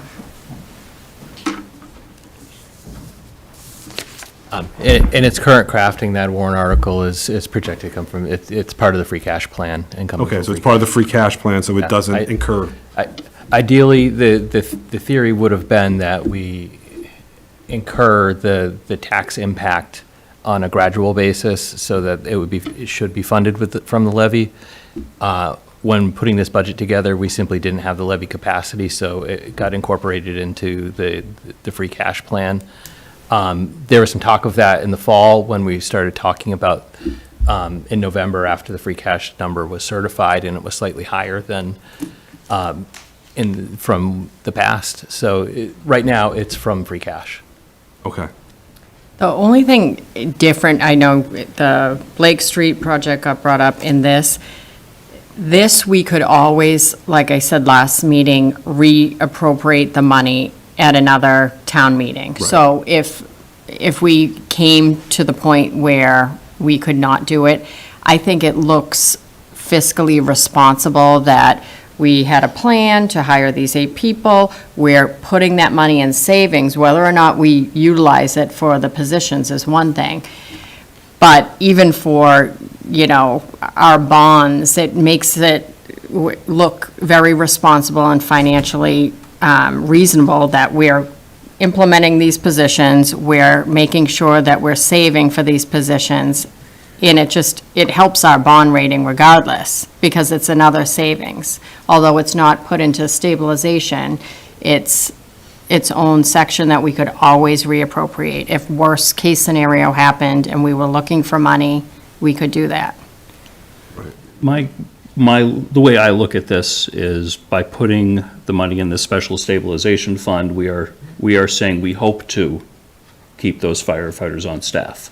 We can make staffing decisions, but the board can make staffing decisions year to year as it needs to, and town meeting obviously can too. By not putting it in there, we're saying, no, what we want to do is we want to incur that, I forget the exact dollar amount, $900,000, whatever that is, of the hit for the 8 firefighters all at once in 1 year. We will never be able to do that. So by not putting in the stabilization fund, we are saying we will not keep those firefighters.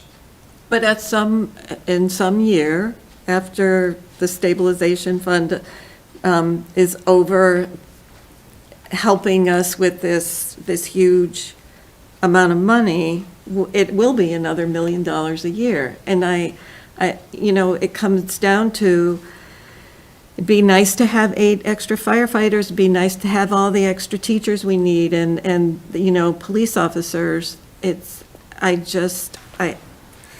I'm very worried about So Could you walk through a little bit of more logic on? So the amount was estimated to be, the impact would be annually $1.2 million to employ for the salaries and benefits, and that's where we're being funded from the grant currently. So in 3 years, the thought was we would build up $400,000 one year, some number approaching another $400,000 the next year, and then the next year you'd have $400,000 impact. So we would have a planned amount of impact in order to build up to the $1.2 million that it would cost to employ the folks. So as it goes along, we would draw down the stabilization fund to fund that the impact on the budget as we went along. We would draw down from the stabilization fund. Yeah, no, I understand it. But if we're talking about a Proposition 2.5 override, and it doesn't pass, and we do have to cut. If that's a decision that we will have to make, this board will have to make, and the town meetings will have to make, next year or the year after, no matter what, and then this board and town meeting will then make some decisions on what goes into that Prop 2.5 side of things and what does not. Again, the way that I look at it is if we don't save up for this, we are saying we will not keep those firefighters. We're deciding that now. Because, yeah, we have the grant, but there's no way that we'll be able to, in 1 year, add $1.2 million to the budget for that. This helps us step that in. So that's why it's there. Laura? So I share Julianne's concern in terms of the finances and what we're facing. And when this all started, I never imagined that we would be facing so many of the changes that we are right now. Would it be possible to not have it specific for the SAFER grant wages so that, because we could be facing other departmental changes, and I know that there's other departments that have hiring requirements. Would it be possible to do this as a general fund, and then once we get to the end of that term, who knows what'll happen with attrition, maybe, I just feel like we're going to be in such a different place that we can't even imagine. And I want to be fiscally conservative, and I don't, if it means that we have to have fewer firefighters because of attrition, natural attrition, so that we can keep other departments filled during this period to at least get us through, I would rather something that's not specific but general. See, but they got that SAFER grant because they proved to the federal government that Northborough needs 8 firefighters. So I would argue it's not a want, it's a need. Like, we needed those 8 firefighters for the amount of Calls. calls and the staffing that's needed. So I would say, yes, there could be hard decisions down the road. There could be hard, possible, whatever decisions down the road. And that may involve not keeping on all or some, or whatever version of the amount of those firefighters. But I would say that they proved the need. That's why they got that substantial grant from the federal government. So the need is there. And if it's, we're responsible for like those absolute services, right? Schools, and you got to keep people safe with police and fire. And if that means, you have to make cuts in things that you don't want to, that may involve police and fire, but, that's for a decision if we get there sort of down the road. To Mitch's point, this at least gives us the option to be, okay, like, we need these firefighters because the proven need, the amount of calls and the amount of work that's going into it. So now we have the option to step in, well, the sky fell, everything's falling apart economically, so we can't keep them all, but we can keep some, and we can use this money towards that, and it even lessens it even more, right? It just gives us an option down the road. And to Stephanie's point, if the sky falls and we all options on the table, it's just, going back to town meeting to repurpose the use of the funds. And if we're going back asking that, then there probably is a sky is falling type of scenario. Yeah, I mean, we know we have that liability, if you will, coming in another 3 years. This shows the rating agencies and everybody else, we are preparing for that. Right. So, but again, town meeting has the authority later on, if it is so necessary, to repurpose any or all of these amounts for some other purpose. It's not permanently binding, it just means, well, town meeting needs to appropriate it for something else. But honestly, town meeting needs to get involved in that anyway, because town meeting needs to appropriate money from stabilization funds. So town meeting will be involved no matter what in terms of how it might get used. You have a hand up. Yeah. And then I would just ask one more question to Jason. Jason, putting in, it was over, 400,000 over 2 years, or how many years would the savings? Correct. We were planning for the impact in the third year after being awarded the grant. So it would be $400,000 in 2 years, over 2 years, another $400,000 to get to the $1.2 million, and we would begin drawing down the stabilization fund to smooth in the $1.2 million impact. And like other funds, those would be invested over that time, so hopefully you would see Correct, some, I mean, yeah. who knows what that'll look like, but you would see, some gain because of how they're invested, some level of interest you'd expect, no matter what that may or may not be. The flexibility for investment is greater than with traditional municipal funds within a stabilization fund. Thanks. I see a question from Doug Stone. Doug, if you could identify yourself, let us know what's on your mind, please. Hi, Doug Stone, 33 Birch Hill Road, and I like your time, Mitch, very good. Thank you. We're talking about election-related stuff tonight, so yes, we went with the flag tie. But I agree with Julianne that we have to be looking at the prospects of Proposition 2.5 down the road. And, again, to just take on a temporary grant with the idea of keeping permanent people without a real clear, affordable plan, I think that her point is well taken. Thank you. Thanks, Doug. All right, so why don't we, I think Mike suggested this, why don't we simply remove Article 13 from this initial motion, and then we'll take it up again afterwards and see whether we want to take an action on it. Okay. As well as with any other article that's under our purview.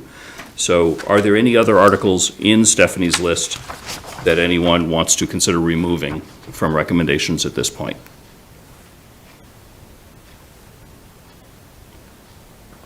Do we want to defer making a recommendation on the TIF items, given what we heard a few minutes ago? Or do we want to recommend approval at this stage? I could go either way.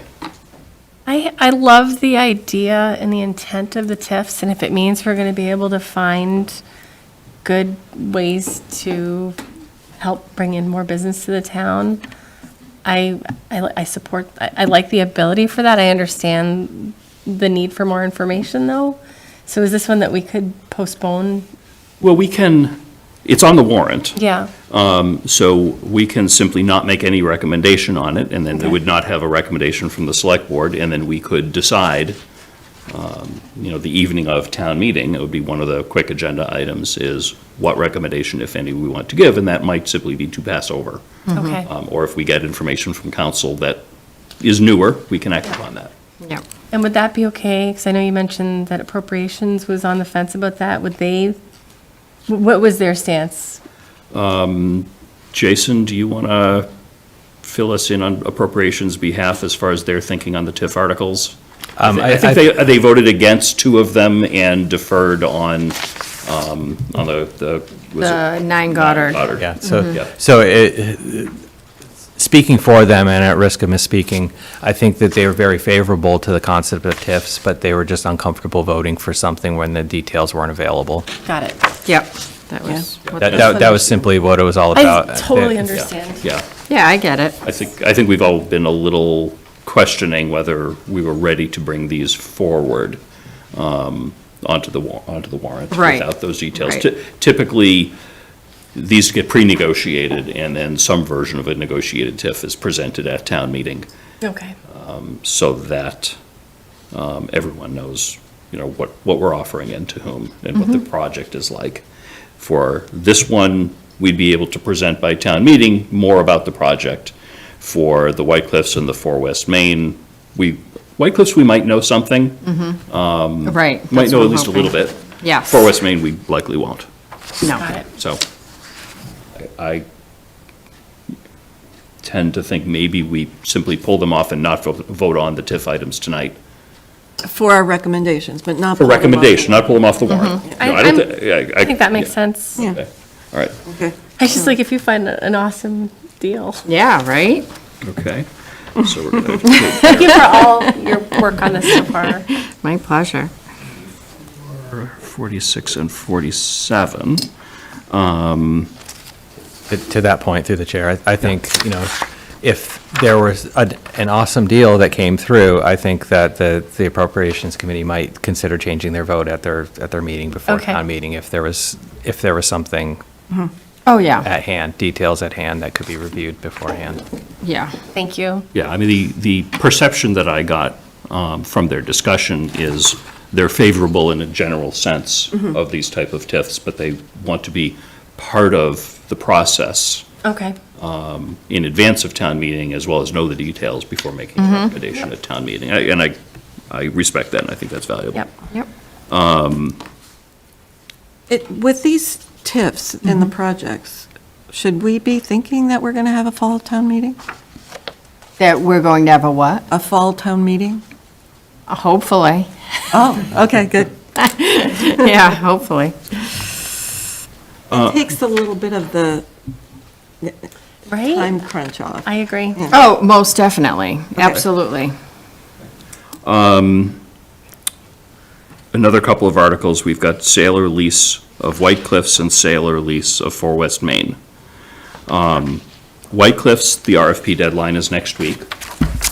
We hopefully will get a really good, or maybe multiple really good options back that we Right. could talk about. The board will not have a chance to go through its thorough review and formally award or anything like that in advance of town meeting. But if we get something that looks good to you primarily, you can present it to us very quickly Yeah. in the hour before town meeting. Ready? And then we can say, we think this might be worthwhile, and we can Yeah. present that as an option. Right. As a With more concrete details. option. Yeah. Without a lot of detail, but with at least some, Yes. some information. Something more substantial. Right. There. And that permission, so town meeting needs to grant this board authority to sell any town building or long-term lease any town building. So we would have no ability to do that without town meeting approval, so we would have something we could say, hey, this might be good. For West Main, we haven't issued an RFP. No. We don't know, we have ideas. I mean, people have thrown out ideas. Yeah. It's really all we have for 4 West Main. If I was on strictly the audience side of town meeting, I would think, hey, you want to get permission to sell an important town-owned asset, and you aren't telling us anything of what you might conceivably do with it. Right. I'm a little uncomfortable with that. But Regarding 4 West? 4 West, I'm more, White Cliffs, if the cards go well, I think we could present something that is at least conceivable. Stephanie might be the hero of town meeting in that case. Yeah, no, so I look at them great. differently. I think my take is, at this stage, we should still recommend approval of the White Cliffs one. Also, White Cliffs, we are so desperate to get rid of. Yes.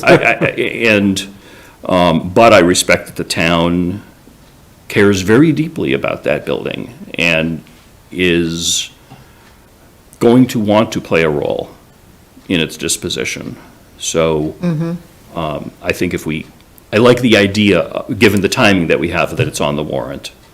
Maybe, my sense is maybe we don't make a recommendation on the White Cliffs sale yet, but I could go either way on giving us the authority. For West Main, we don't have enough information. I think it's too preliminary.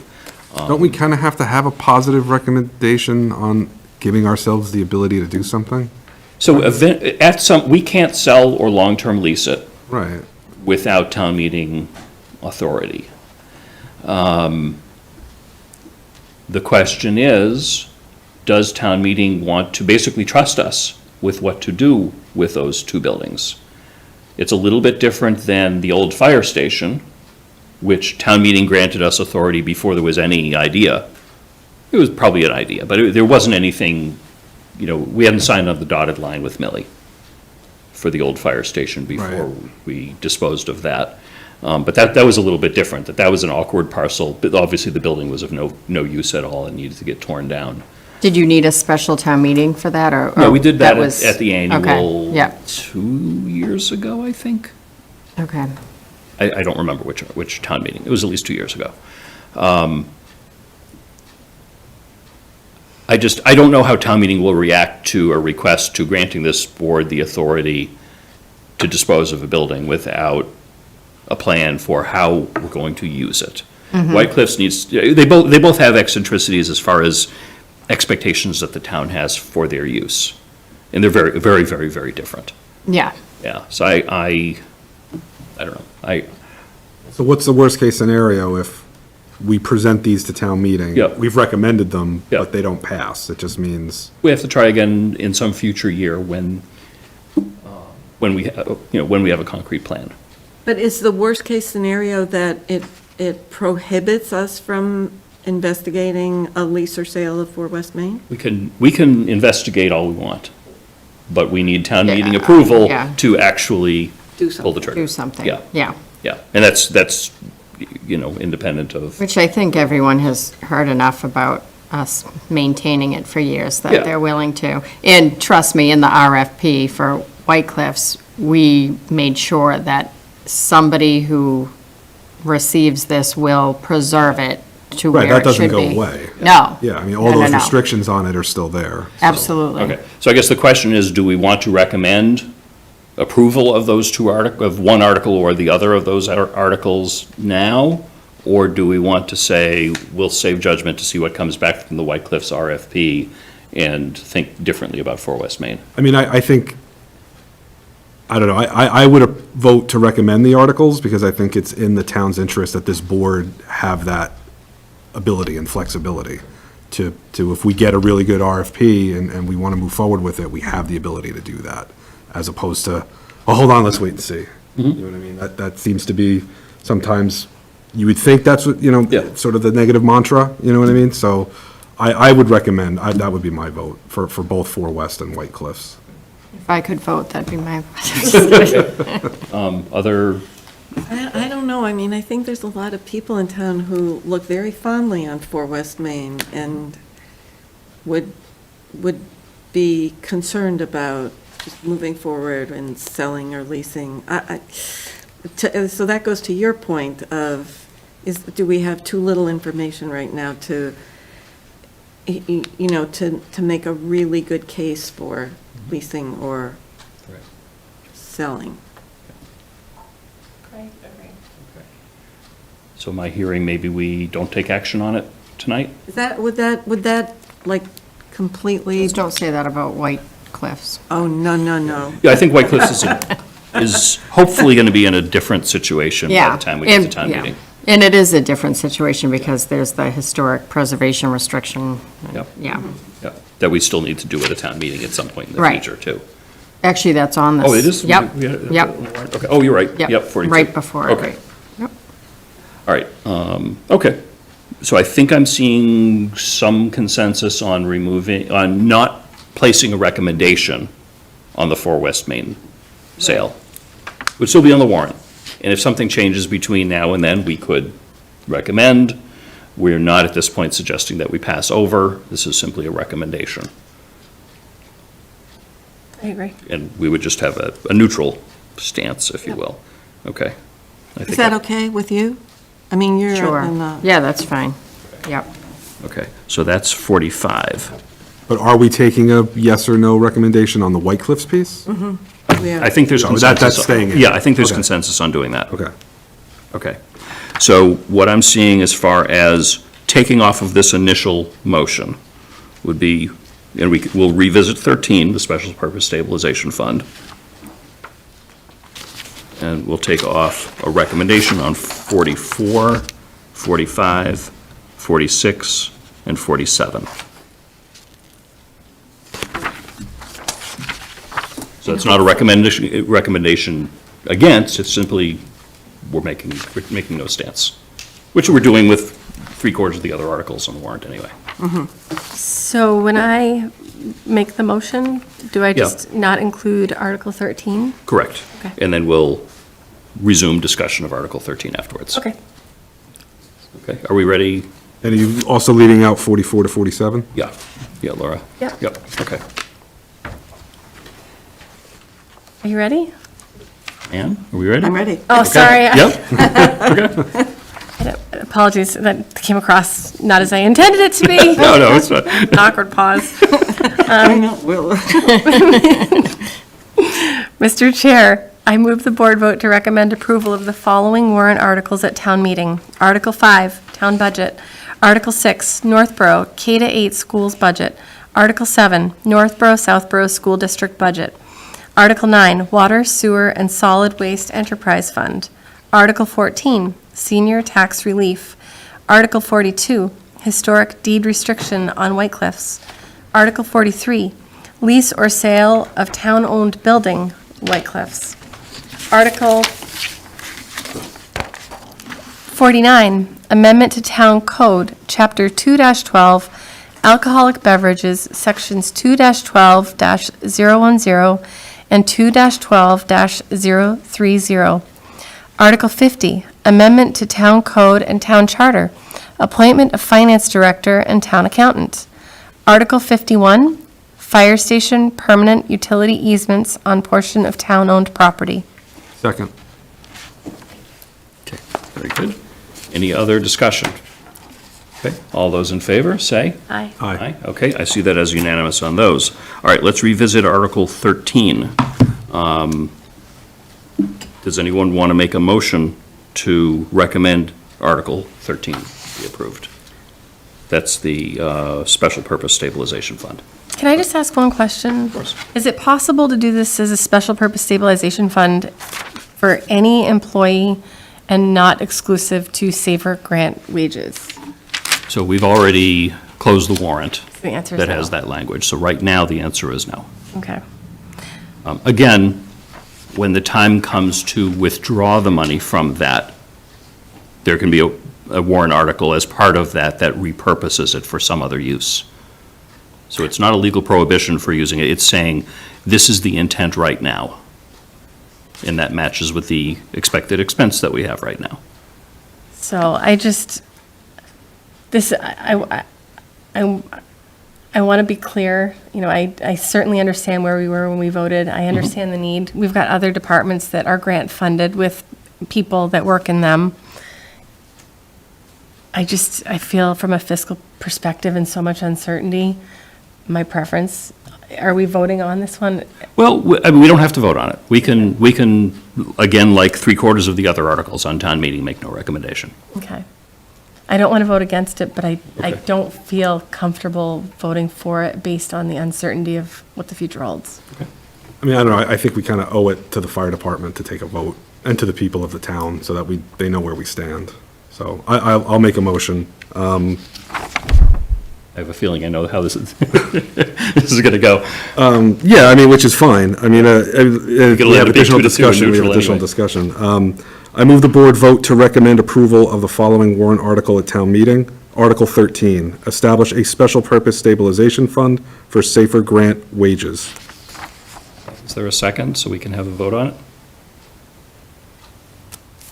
Going once. Second for the purpose of a vote. Appreciate it, thank And you, Laura. can I ask one question? Absolutely. Will I have the ability to get up if somebody asks a question? To Yeah, speak? I think what we discussed last time was that, now this is interesting. Sort of depends on how the vote goes. If the vote is 2-2, as one might predict, we will have no recommendation. Okay, At that point, the board has no position okay. on it. That's actually a narrow subset of facts that we didn't discuss. We discussed, okay, if you're speaking consistent with the board, you do it from the table. If you're speaking to it as an individual in opposition to a board's position, you go to the aisle microphone. I think at this point, if it's 2-2, the board has no position. I'm fine with people speaking from the table, and we'll just say we don't have a position on it. We couldn't agree on a vote either way. But if the question is directly to Laura. Yeah. And the person says, Laura, as the select board person, you had concerns, then where does she speak from? I think we agreed it would be from the table. From the table, okay. Yeah. Yeah, it's answering the question as opposed to advocacy, if you will. And again, this isn't something specific towards the firefighters. I'm in full support of what their needs are, but there's a lot of people that we employ, and there's a lot of people that are at risk. So- Yeah, I would take the position that I agree there is a lot of uncertainty about future years. There's a lot of uncertainty all the time, a little bit more right now. Yeah. We know we have a liability in 3 years Yep. for 8 firefighters. So I think it is appropriate now to put the money aside for that purpose. We're not deciding today to not hire them back in 3 years, or really actively lay them off is what we would do. So the appropriate thing to do is save our money for what we currently anticipate will happen.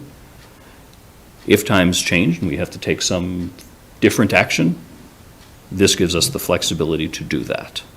So I think it's setting up this special stabilization fund and funding it is the best match for current expectations. And also, the allocations for both years would be projected to come from free cash and not add to tax. Yeah, that's true, I mean, obviously, we don't know what it'll be for next year, but. Right, projected for next year. Best guess, it would be free cash more likely. Then we are spending $800,000 of operating money without further taxing the citizens. Free cash, they've already paid it. I mean, this is taxes already collected that was Right. not needed in some prior year. But that's a little bit easier on the pocketbook than saying the whole thing would come right from taxes. I have another question. Sure. So if we end up having a fall town meeting, can we revisit this? As a general article for Well, a stabilization fund? This would still be on as an article asked to the Okay. residents, right? Yes, yeah, So- this is You're not- an article in our You're not warrant. removing an Correct. article, okay. But if it yeah. doesn't pass? If it doesn't pass, then, We could bring it back at a fall town meeting as a general stabilization fund. well, No. you don't not for- necessarily have to wait, but, I mean, some residents might get miffed that they already said no and you're bringing it back up again, but. Yeah, I think. But it's happened, The yeah. question would be, what happens with this free cash if it is not allocated? And would it be available still at a fall town meeting if free cash hadn't been certified yet? And I don't know. Well, let me, I'll answer that kind of from a technical accounting perspective. Thank you. It doesn't maintain its identity anymore. The free cash expires on June 30th. We can't Okay. appropriate it from it anymore. Okay. So then we'd have to close our books for FY '25 that we're currently in. Well, no, it generally will stay in your fund balance, but then when it's certified again, it will include the returns from FY '25, or would be included. And in theory, they would be $400,000 higher as a result of not having used this money during FY '24. So basically, yes, it will roll over, but it doesn't maintain its identity as the same money as before, if that makes sense. And we would have to wait until free cash is certified in the fall before we could appropriate it again. And that might end up being either before or after a fall town meeting. We don't know when this. Hopefully, free cash will be certified by the time we have a fall Yeah. town meeting if we're talking Yeah. about spending it. Right, Because- yes. And hopefully it'll be October or later. Yeah, yeah. Okay. All right, so we have a motion and a second to recommend Article 13. We ready for a vote? All those in favor? Aye? Aye. See two in favor. Any opposed? Two opposed. It's a tie. We have no recommendation. So That was easy. there was a lot of discussion for. Had you guys share and. But no, I think it's still good discussion. All right, so we're not taking a position on Article 13. And then town meeting can vote, Yeah. and they can make their decision. I feel like that's a, thank you. Thank you for the opportunity. Did to anybody weigh in. else have anything further on discussion and vote on the article recommendations? Not, we'll move on to assignment of town meeting articles, town meeting warrant articles. So I think we all got this, do we all have this packet? Yeah. Yeah, everybody on- should. Sorry, just one point of clarification, Mr. Sure. Chair. Did we, was that next thing moving over any other discussion of any other articles? Or are we doing that now? No, what we're doing now are who's going to make motions and in some cases make presentations on articles. Can we, if the board is interested, discuss the Blake Street redevelopment before moving on? We typically don't provide recommendations on most capital articles. That's usually financial planning that provides those, or we have the authority to make recommendations on anything. What did finance vote on 29? I think they opposed it. Is that correct? I think so. Yeah. I don't have their report printed out in front of me. Yeah, neither do I. And I believe appropriations was the same. Yeah. So I have appropriations report with me, I can tell you that. Yeah, I mean, it's just a continuation of a common discussion, not only in this meeting, but in other meetings, of being, fiscally responsible and seeing possible economic hardship coming down the road, who knows what that would be, but, I think the last percentage of possible recession from some of the larger prognosticators are like 60%, odds of that happening. And then the other appropriations, you said they did not vote? Yeah, they unanimously voted to not recommend the article. Unanimously voted, okay. So I think, as a select board, maybe we owe some discussion on, approving $1 million in debt that would add to the tax rate of the town. This isn't free cash, this is upping the tax rate. Tax rate went up last year, 6-point-something%. With this, it's projected to go up 10.2% year over year. And that includes the fire station debt that's already been No, approved. in total, not Yes, just from yes. this. Right. Yeah. No, that's in total. But that's a lot. So I just have concerns, frankly, even sending this to town meeting, because I have concerns that town meeting could pass it and add this amount of money on onto taxation. Yeah, I mean, I think town meeting should have that authority. I'd be uncomfortable taking away that authority for them to even vote on it.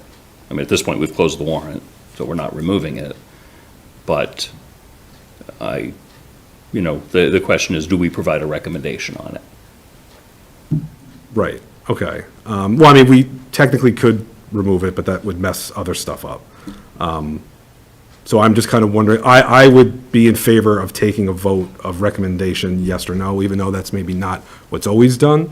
I think a fairly significant piece of debt, maybe we should opine on it. Maybe we should have some opinion on it and make that vote. I'm just one person, so I'm interested in one hearing if you think we even should, and then if you think so, what your thoughts and opinions are on the project. Well, for me, aside from the debt, I think Blake Street is so dependent on the use of 4 West Main, and not knowing yet where we're going with that, and hopefully we will know soon, and also since one of the major property owners is not participating at this time, maybe, postponing it would give MPIC and Lori time to, have more details to make this project look more successful.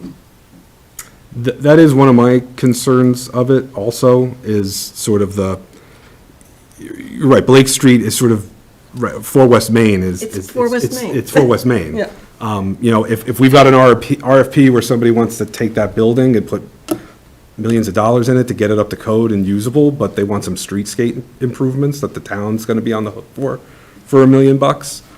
Okay, well, now we've got something to maybe work with, but just to go and do it, and then, well, if we build it, they will come. I don't know if I'm willing to take those, if we're talking about fiscal responsibility around saving money for $1 million of firefighters per year, I get that's operating expense and not capital. But, I have concerns about adding that $1 million of capital expense for something that we don't have large-scale buy-in from the property owners. We're going out to RFP with 4 West Main anyway. Why not wait and see what we get there and what could be part of a negotiation to try and maybe have more of that public-private partnership to spread some of those costs out? I understand the hesitation to, we can't remove it from the warrant, but. Yeah, I mean, given that town staff has been working on this based on a design that we funded with ARPA, Right. I would have a real problem with removing it. But But, when we yeah. agreed to the design fund, Mm-hmm. we were not aware of the fact that all property owners were, I guess it was a false hope that we were hoping that all the property owners would be on board. And, that's a significant piece. Yeah. Right. And we did go out, right, where we want to move forward with a CPA funds, smaller amount to look at White Cliffs and say, okay, here's a plan to demo Yeah. this part of the building, especially attractive to somebody who wants to do an RFP on it. Yeah. So we'll spend the money and we'll have that plan. So to me, it's sort of the same thing. I don't want to take anything away from the work Lori did and everybody involved. They've done a tremendous amount of work. The reimagining of downtown, their vision, their energy, none of it, I think, is in vain. And I don't like sort of having to I just feel like I have to bring this up, and I don't like to do that. It's a serious effort, and I respect all the work that's gone into it. I just don't know if now is the right time to spend that amount of money using a debt article, if right now is the best time to do it, especially with 4 West Main's right there. We want to RFP it.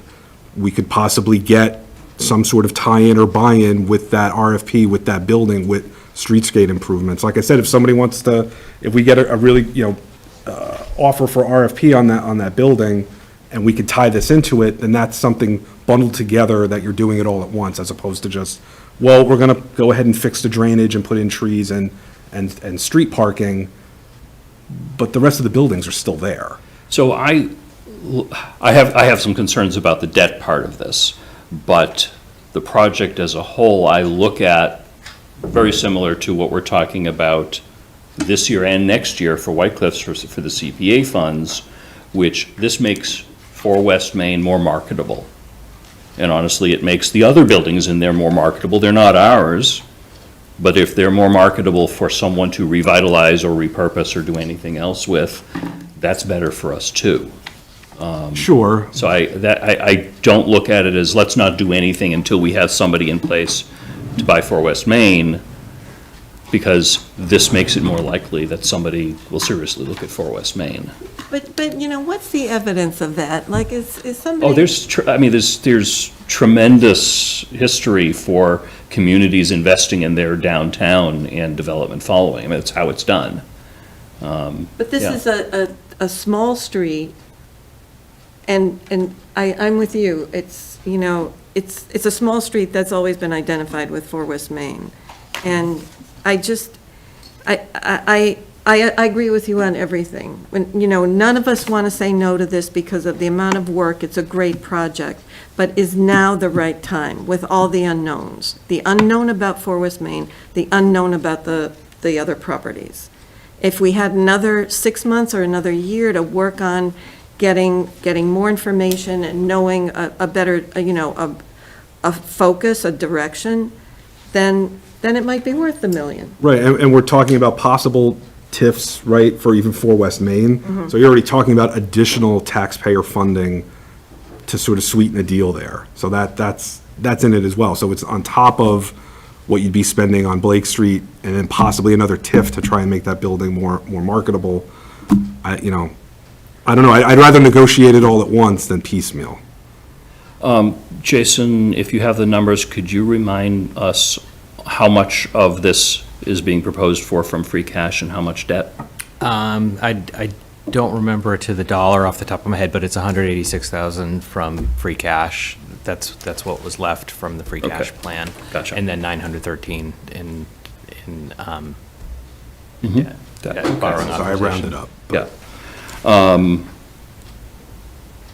Okay, I think that's close enough for argument's sake to have the nearest $1,000 a year works. Right?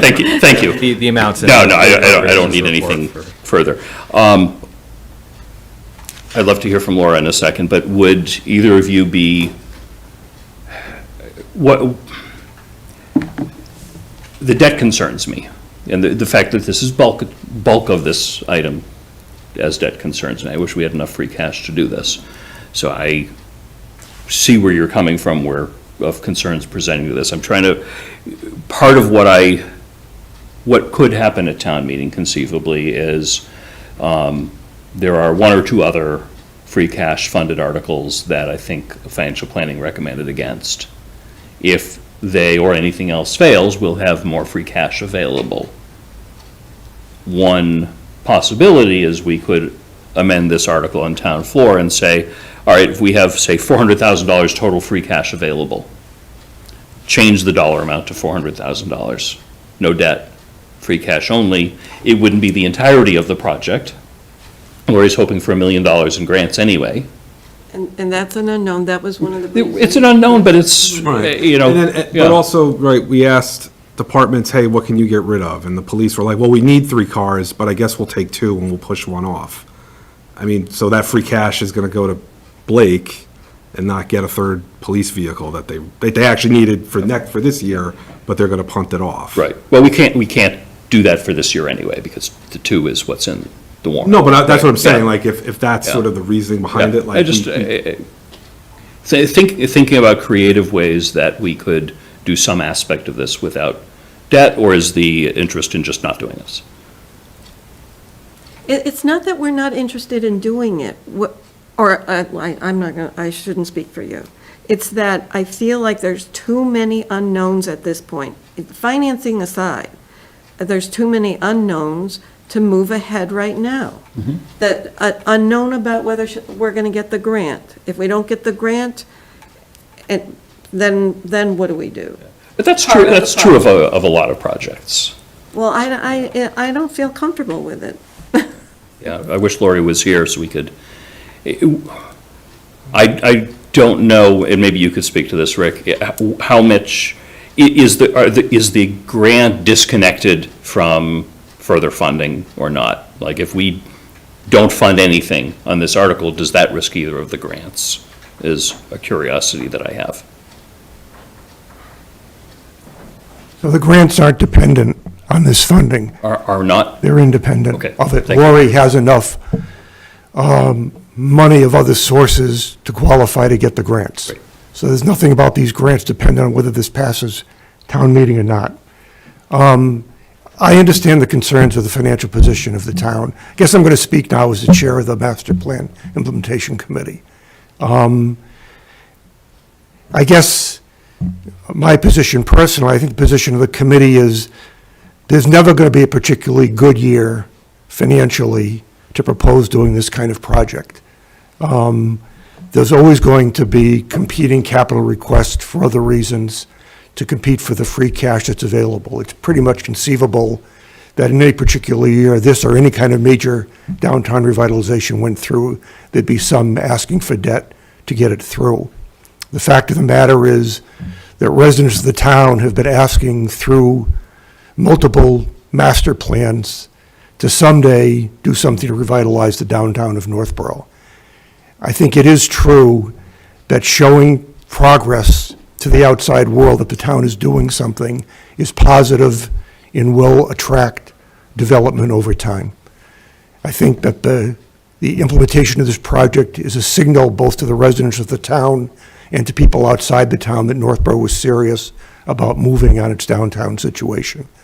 I just see this particular discussion coming up year after year, that all the free cash is being used for police and for fire and for schools and for DPW. And this will always be a debt question. Next year financially is probably not going to be anywhere near as good as this year. Based on what we're seeing with the tariffs and costs going up, the cost to do the project a year from now or 2 years from now is going to be significantly more. So I think the issue is if the town is really serious about doing something, this is probably the best year to do something. And I would hope, based on what the desire of the residents of the town has shown over time, the select board would either let the town vote or recommend that this is a good year to go forward. But I think that the issues that are being raised tonight, not that they're not valid issues, are not going to go away by waiting. And I just think at some point the town has to decide, and the select board kind of leading the vision of the town, are we going to revitalize the downtown and spend some money on it, or are we not? And whatever that view is, you know, the town will live with kind of thing. The committee is trying actively to generate town support for this project, and we'll continue to do that between now and town meeting. I would hope that what we don't see is that finance and appropriations and select board recommend against the project, and we get up there and say, well, we don't care what those boards said. You guys want this, vote for it. I mean, that's not a position I think the MPIC wants to be in, kind of thing. It'd be helpful if the select board was favorable towards the project, or at least not demonstrably unfavorable towards the project. But, like I said, next year is not going to be better than this year, and the year after that probably not better, and the cost of the project is going to continue to go up over time. So I would hope that the town gets together and goes forward on this. And as you said, a lot of work's gone into this. A lot of master plans have been drafted over the years. This always comes up as something the town would like to see happen. So from my perspective, I think we should go forward with it. Thanks. Thanks, Rick. I mean, Rick makes a good point, as we learned with delaying the fire station a few years. Projects don't get cheaper, they get more expensive. So this 1.1 million, you know, next year was probably 1.3 and then 1.5. And Yeah, I mean, it's just. yeah, and I you know, the hope, I guess, your expectation is that someone will want to buy 4 West Main and want to put a good chunk of money into Blake Street. That's, you know, maybe we'd get lucky and that would happen, but. Or some buy-in, or some tie-in, like, well, this is what I want to do with the building. Yeah. Let's adjust our plan to match what somebody who wants to buy the building for do a lot with, to match that. I'm just saying doing it piecemeal, I'd rather sort of do it all at once. And again, I just go back to, I understand the want for a revitalized downtown, but if you're looking at needs versus wants, it's a want. And I think, like the average residential property tax bill, if I'm not wrong, is going up, I think estimated at $966, 10.2%. Like eventually, even if we revitalize downtown, who's going to be able to afford to go and spend the money there? I mean, Downtown, just doing this is not gonna. No, but I mean, but it always adds up. It's this year, and then things additional years. That's just, I think we should take a recommendation vote on it. Is that a motion? Yes, I make a motion, Mr. Chair, that we vote to whether or not, or however I have to word it. I would request that the motion be in the affirmative. That's what So appropriations. vote to are it like we did with the other ones. Yeah, exactly. A vote to recommend approval of article, whatever the number is, and then we vote either way. Okay. Can I ask a question? Of course. Before we make the motion? Sure. So this is not an article that we're supposed to be weighing in on? I mean, it is not typically, there are a number of capital articles on the warrant. Yeah. And we generally do not weigh in on most capital articles. We do in special cases. We did recommend approval of the fire station project. That was obviously a big project that, involved a lot more than something like this. But there are, I don't know, 15 or so capital articles on there for trucks and police cars and everything else, and we typically do not weigh in on those. We can anytime we want to. So I feel torn because there's a lot of work that's gone into it. I don't want to I understand the cost piece. If there's a different way that we can flexibly finance this so it's not in debt, I would definitely prefer that. And I don't know if that could be part of our motion now.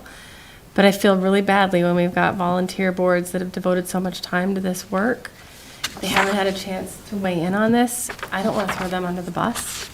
But I totally understand where you're coming from a cost savings perspective. So I feel very torn about what the right thing is to do. And Rick's comment about having 3 boards voting against it when you're setting them up with no advance notice that this was coming up, it just feels like it's a slap in the face to the boards. So I'm just trying to reconcile like both sides of this, and it's hard, so. I'm leaning towards what you're saying, I think, which is, let's just not make a recommendation. I feel, we definitely need, I think from a town perspective, I think we need more collaboration between our boards, making sure that, and we're taking some really great steps towards that. Yeah. Having these summits, getting together with appropriations and finance and all of these subcommittees so that we're all on the same page. I just feel like just taking this one thing, it just feels like it's the wrong thing to do right now. I think that they should be given the opportunity. I want to, so I'll just stop talking. So are you share, it sounded like you may share Laura's opinion of maybe not recommendation? Yes, I'm definitely Okay, agreeing with Laura. okay. Do you still want to make a motion? I mean, if no one's going to second it, then there's no point in making a motion. I would just say that I think it's worthy of us to take a vote on, just because it is almost $1 million of debt. It is the largest capital article. And I think, again, being on this board and then viewing meetings prior to me being on the board, there's a lot of discussion around fiscal responsibility and being conservative with some things, or taking hard answers and hard looks at things. I just think maybe we should take a hard look at it. I just feel strongly that as a board, it's almost $1 million article. We should have a recommendation on it. I mean, appropriations unanimously said no. So, if whatever our vote is, or if there is no vote, it is what it is. People can view this to Yeah, define our I opinion look on at it as sort of in the middle of two competing interests. One is the finances, which are definitely under our responsibility. The other is downtown revitalization, which is the master plan, which is also under our responsibility. And master plan clearly wants to go forward with this. Finances, I agree that there's a concern, so I think no recommendation is probably the right position. I just think people look to the select board for leadership, and I think this is an instance where we should take a vote and provide that direction and leadership. If you guys disagree, that's perfectly fine. I'm not going to make a motion without a second, so. Yeah, I mean, my position would be, I don't really like it with the debt. Personally, I would rather go forward with whatever we can find in free cash without the debt, understanding it's not the complete project, but we'd be able to go forward more. But that's, I'm not suggesting that we take that kind of a motion tonight. That's, if it's only $186,000, that's maybe not a lot of the project. If there ends up, for one reason or another, ends up being more free cash available by the time we get to this article, maybe the town would be more likely to buy into that. So I don't know. I think taking no position on this is also a statement that maybe we don't love it, but we also don't hate it. Right, or it could be a 3-1 and, 3 out of the board voted to recommend it. I just think, again, we're sort of people look to us for leadership, but I mean, if it seems like Julianne, Laura, Mitch, you're not going to second a motion to take a vote on it, am I correct? Correct. Right? Just to end the conversation, and I'll drop it. Okay. For some articles that we typically do take recommendation on, I would really want to get a vote on the table. This is not one we would typically vote on, so I'm fine representing the board as having no recommendation either way on this. Okay. Master plan will recommend, I assume, in favor. I don't know if that goes in as a formal recommendation, but whatever that is, that'll come up. Financial planning and appropriations will recommend against, and then town meeting will vote. If it makes you feel any better, I can guarantee you, somebody will probably get up and bring up this whole concern. So. Yeah. No, it's a good discussion. All right, well, I appreciate the discussion, and you guys. I do too. I really appreciate it. Okay. It's very difficult to speak out against a project that has been worked on for a really long time and has some really good reasons, but, our job is sometimes difficult, so. Okay, I think that ends the discussion again on town meeting article recommendations. Now, again, on to assignment of warrant articles. What we've done in years past is, in the motion column, a number of these say select board, and we have to figure out who does those. If there is somebody that is particularly attracted to making a recommendation on something, now would be the time to call that out. Other than that, what I've done the last couple of years is try to assign in blocks so that it's efficient and someone could just stand by the podium and make 4 motions in a row. And I'm only looking for the motions there. I've got a couple of them that are presented by the select board. Were those the TIFs? There are a couple of town code items, 49, 50, and 51. That presenter is blank. I can do those. I mean, I'm the one that brought the alcoholic beverages item forward, and the finance director, town accountant item forward. I don't mind the motions and presenting on those. So which one's Mitch? It's 49 and 50. 50, yep. Yep. 51 is related to the fire station project. I would need to learn a few things about that, but I would be fine presenting that also. Okay. So I can make the motion and do the presentation. I, may lean on Scott Charpentier for some technical information there. Right. But I like presenting at town meeting, it's fun. So we're doing 5 articles each? If that's, I didn't even count them up. Oh, sorry, I didn't either. I was going on what you said before. Okay. So I just thinking that those 3 are there, and then, well, there are a whole bunch that are passing over. The sidewalk easements 52, 53, 54, and 55. Well, what, I mean, say that's- that again? So 52 through 55, the intent is to pass over those articles. Those are sidewalk easements. Yes. And there were two of those, two of those property owners were not interested in pursuing that. Right, so So it your just recommendation, Stephanie, is we shouldn't go forward with any of them? That was the recommendation of both Lori and Yep, Scott. yep, okay. Because Yep. it wouldn't make sense, there would be literally Yeah. a gap in Yeah. between. Yeah, that's unfortunate, because this is that little bit of Hudson Street that really needs a sidewalk. Oh, yeah. But, Well, are they going to continue to work on this, find some solution? Because, Yeah. They're gonna try, but, I mean, it's up to the property owner, unless we went through a taking. yeah, I mean, That's- yes, in theory, we could do eminent domain. Right. Not suggesting that. That's, Right. messy and expensive.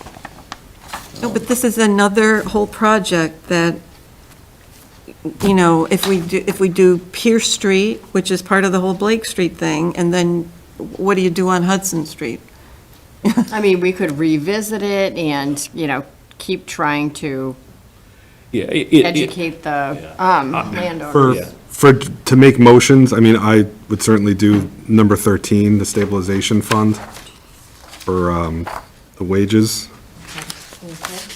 And then I like cars and trucks, so I could, I'll do those if, the police cars, the ambulance, DPW, I mean, whatever. Done, I'll do all those. Do you know what article number? It's like, I mean, Oh, okay, so 22. so say, yeah, like 13 is the stabilization fund for safer grant wages, say 13 through. I'd like to do 14, the senior tax relief. I've done that every year. Oh, right, yeah. Yep, that's fine. Does anyone have any interest, pro or con, on any of the capital articles other than the Blake Street, which, I'll take a hit on that if we want. Okay, so Mitch is doing. I'll do whatever, I'm flexible. Yeah, you can just assign me, Okay. I don't care. Yeah. I'm usually more alert earlier at town meeting, so You're like, so, bring it up. Okay. earlier would be better, like if, Yeah, if you think we're going to Wednesday, Yeah, just like figure sure. out. Okay, yeah, if no one has, Mike, I appreciate you taking the special stabilization fund. I may give you some of those immediately prior. Yeah, that's fine Yeah, too. okay. Do a chunk of them. No one has any other interests, No. I'll just assign and I'll send them out in the very near future. And again, That's what I fine. try to do is do them in blocks as Thank much you. as possible. That sounds so, good. Just for efficiency's sake. Speaking of efficiency's sake, we had talked about, separate from this, ways of combining some of the motions and things like that. I worry that may have gotten a little out of control. 'Cause I haven't heard The anything. consent agendas? Yeah, I think, did you hear back on how, He's- exactly what articles those would be? No, I think he was more so waiting for this meeting. Okay. To make sure that he had all the articles, and then he was Okay. going from there. I did Okay. hear it would most likely be capital Yeah. articles without anything that was contentious or, Yeah, I mean, that's, the intent, at least my intent, was to try to group things that weren't contentious. yes. A consent agenda, in a formal sense, is, does anyone have any objection to these? Right, And those are usually done for some of those first articles on the warrant that you do every year that don't have any financial impact. Capital articles are a bit weird to be under a consent agenda that I understand them to be. So yeah. I think he was going to read the articles and say, do I have a motion to, and have them, and if he would give the descriptive that if anyone would like to hold on Article 14, then it would be held. You would have the discussion on that article, and then whether or not he went to the descending articles in that collective group. So there wouldn't be any presentation. He's going to present how to, I'm sorry, there wouldn't be any presentation on the articles themselves in that? not if there was no objection to Okay. voting as a All right. group. Okay, that's, I can only speak for myself, that's different than how I conceived this initially, which was grouping them together, having one presentation on, say, 4 capital articles that are related, and then a single vote on those 4 items, and that doesn't seem to be the way that it's going. Like it would be Scott presenting on 4 DPW trucks. Yes, to try to improve. Just the- speed things improve along. the flow. I can, And I know this is creating some confusion already by consent agenda items for capital articles and things like that.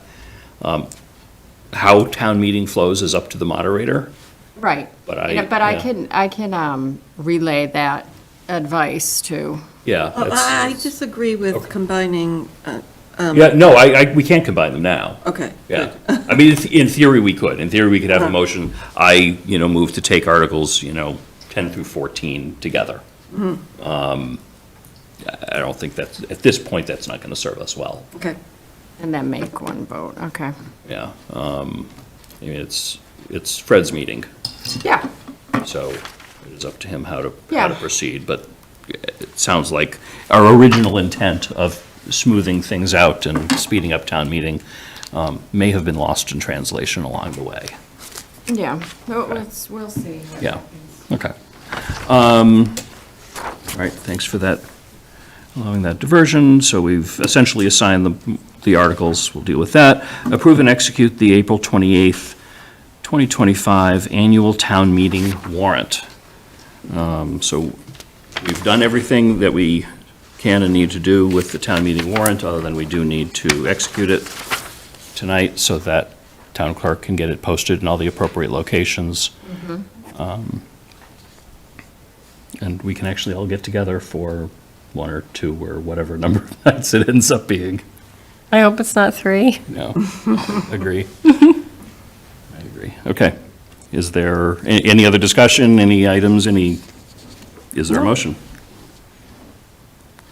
I think this is yours, Julianne. To execute the, Annual town meeting warrant. that, yes. Yes, Mr. Chair. I move the board vote to approve and execute the April 28th, 2025 annual town meeting warrant. Second. Any other discussion? All those in favor? Aye. I see that as unanimous in favor. We have a warrant. Before we leave this topic, Yeah. I always bring this up. How are we advertising for town meeting? Oh, yeah. Yeah. Are we, there were 2 of those big, flashing signs for Yeah. the DPW. Yeah. We appropriated a small amount of ARPA money Oh, yeah. Towards signs. for Andy to buy some signs. He Okay. has a few already, but Like sandwich board signs? I think, No. no, I think they were Like like election real, signs. like election, election signs. This way, whatever means we Yeah. have, it will be. Yeah, but check with Andy to see if he has ordered those signs. Okay, It's 3 weeks away, right? Right, I mean, Yeah. you could still order them and get them if he hasn't, but he knows he's had this money since we appropriated it last fall. okay. Also, are we going to be using clickers this year? I think so. Yeah, I believe so. Okay. Yeah, unless it was obvious. So, I mean, like deputy moderator. Yeah, so, I just wanted to But- make sure. I know that we bought them. I'm just curious. yeah. Yeah. I know he has every intention on using I them. think they've worked pretty well. Oh, I like them. yeah, it's fun. It's fun. Okay, we've done the town meeting warrant. Earlier, we did number 11, consideration and possible vote to change the future election polling locations. If anyone is watching at this stage for that, what we decided to do early in the meeting, thanks to Mike's request to move that up, is we voted that town elections after May 2025 will be held at the Senior Center. So we have nothing further to go on there. Article 12, approve and execute the May 13th, 2025 election town meeting warrant. So this sets the date and time and location and the positions, but not the people that are on the annual town meeting warrant. Andy fills in the people. We really have nothing to do here other than execute, because we've already decided that the location for this year will remain at Melican, which it is on the draft warrant. Can I make a Nothing? motion? Please. Mr. Chair, I move the board vote to approve and execute the May 13th, 2025 annual town election warrants. Second. Okay, motion's been made and seconded a couple of times. Any other discussion? All those in favor? Aye. Aye, Aye. it's unanimous in favor. We have an election. Next up, hold on. Not used to these two-page agendas.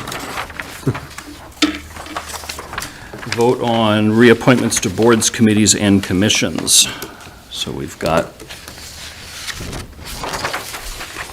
list.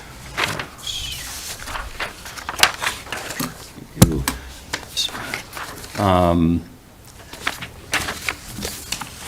Where's that? So there are people seeking reappointments on a Your number of list these. is right under that BOS folder. Okay, yeah, I've got it on my screen. Okay. So we didn't have any competing applications for this year, so there was nothing for the interview committee No. to decide upon. I know there were a number of people that asked not to be reappointed. It looks like we've lost 2 or 3 from Council on Aging. It's unfortunate. How do we know who the people are that are not seeking reappointment? Is They're that on the included? first page of the memo. Oh, I'm sorry. So it's come to my attention that there was someone who wanted to apply some time ago, and somehow this person's application got lost in the shuffle. So, and also, Diane, can you help me out here? Was I dreaming that we used to get, some kind of email from the chairperson saying, oh, yes, I'd very much like to have so-and-so Yes, I know reappointed? exactly what you're talking about, but I'll need to follow up with the NG. Okay, so can I make a motion that we can do this quickly at our meeting before town meeting? But Okay. if, I think, just out of respect, we can ask the chair people to weigh in, and I will get that person's outstanding application to Angie. Is that outstanding application going to generate more people applying for the position than there are vacancies, including the reappointments? I'm not sure, Okay. but it's possible. Okay. But Can this it go through normal person's- process? I mean, could we like interview them at a later date and then go through normal process, or no? No, A later because if process? you reappoint, and then there's no, Yeah, so the problem is these positions expire on April 30th, 2 days after town meeting. So we would not have time. well, it's also something I need to clarify. It's just a little messy right now. I'll clarify it all, but, even based on the fact that we don't have any chairperson's recommendation here, I think it would be best to do it at that quick meeting. Okay. 'Cause I worry about it being quick, because if it is simply a blanket approval of everything like now, yeah, that's quick. If we have some that we need to think about and debate and interview and everything else, we could place those committees into a bit of turmoil. Yeah. That's what I'm worried about. Okay, I think, so- we have a policy that applications need to be in certain number of days or weeks in Before advance of this reappointment, meeting, right? before Yeah. reappointment and everything else. That I- February timeframe. Yeah. Yeah. Yeah. Well, I just feel like, If there wasn't an application in, We can, excuse me, through the chair, we can also hold on to the application if he or she still wants to submit an application. As per the policy, we can hold on to it. okay, I mean, the policy, I think it says 6 months. I've always held it for a year. Yeah. Because it's that easy to do. yeah. So, Yeah, and if there remains a vacancy in that committee, then we can obviously take that up anytime. okay, so you still don't want to wait for the chairpersons? I would rather go forward. I mean, it is very rare that a chair recommends against reappointing someone, and we probably would have heard about that. And I don't remember if that's part of our policy or not, that we need those in order for the reappointments. Yeah. But they were generally recommending reappointment in nature. Like you said, I don't remember ever having an issue. And if we did have an issue, I'd rather it not wait until the reappointment. I'd rather it get brought up at the Yeah. time. Yeah. But I haven't heard of anything. Okay. Yeah, I mean, I think to your point, trying to take this up right before town meeting when we're supposed to have sort of a quick meeting of more updates than maybe actions, you know, I would prefer to take a vote tonight on it, just to keep it within normal order and just move the ball down the field. Okay, We okay with that? I am. Okay. Is there a motion?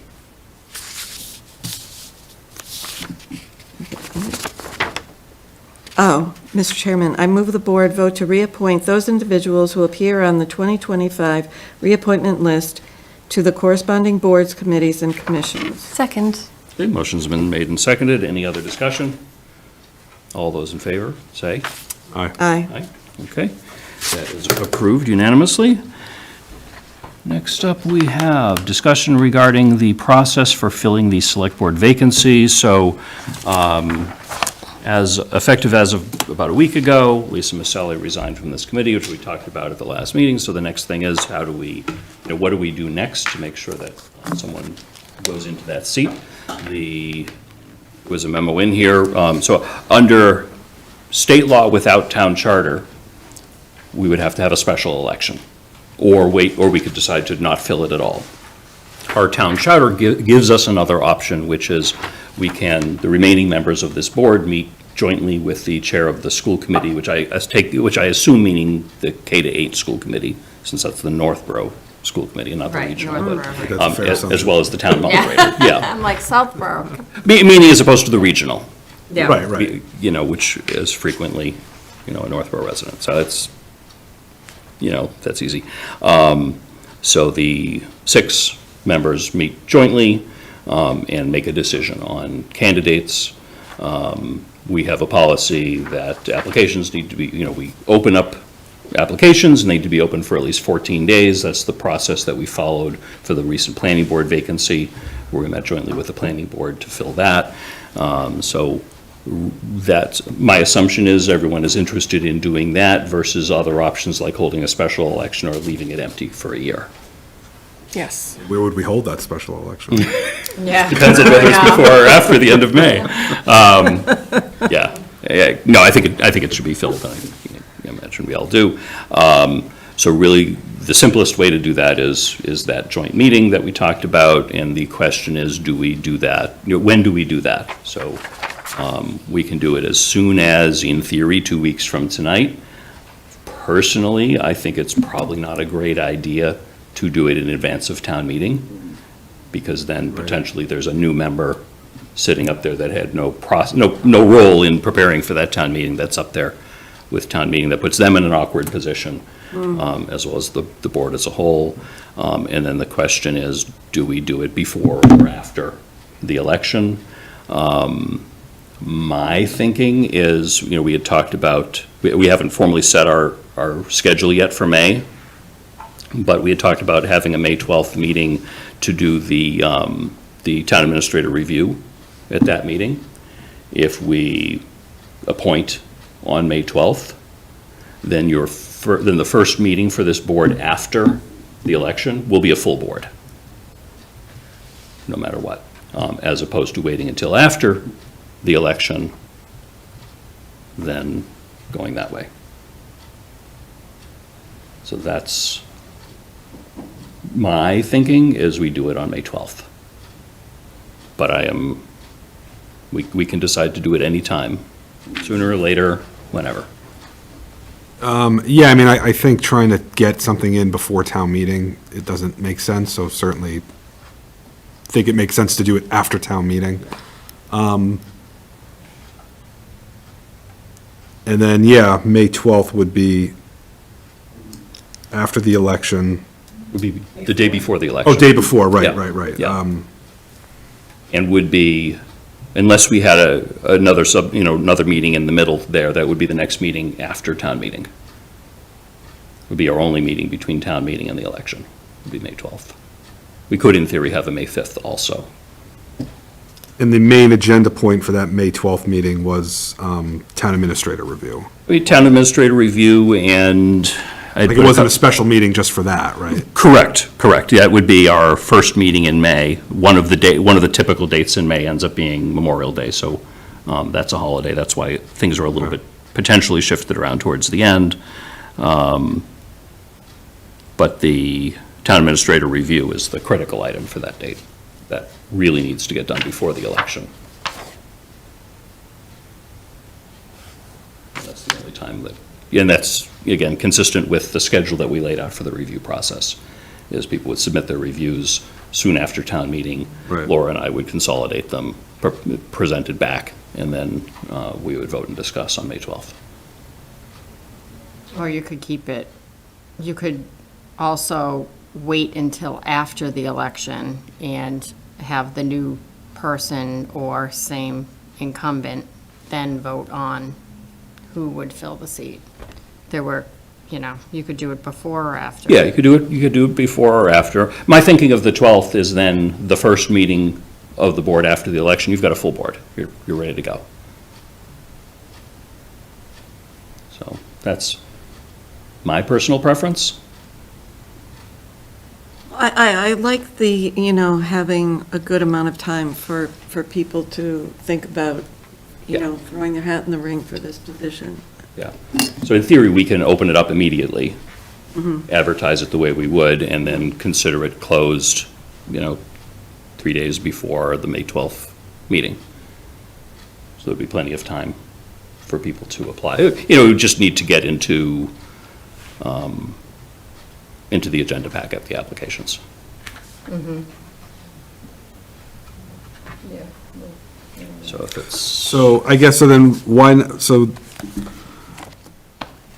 not after the election? So why not on the 19th? I get you're saying you have a full board then on the 19th? Well, because if there's a new person, they don't know Stephanie at all. Right.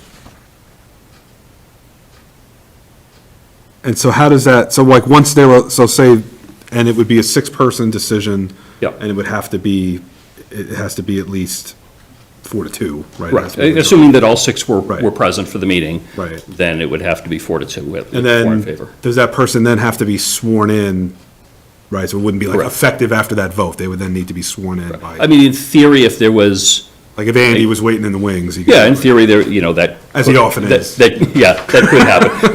My thinking of the 12th is that person would get sworn in sometime in the intermediary, and then if the next meeting is the 19th, that person is sworn in, and there is a full board here on the 19th, because the election would have occurred, and the appointment would have been effective, and then that first meeting, everyone's off and running.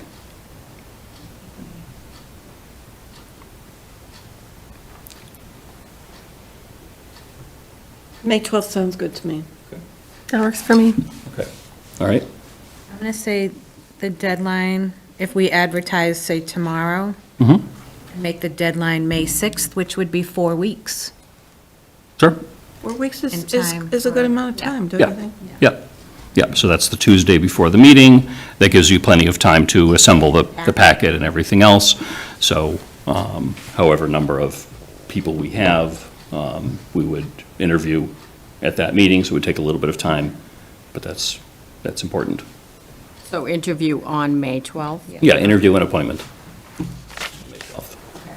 So we should reach out immediately to the school committee chair and to the moderator. And hopefully they are available. They're not required to participate, but they are part of the board for the purpose of that meeting and discussion and vote.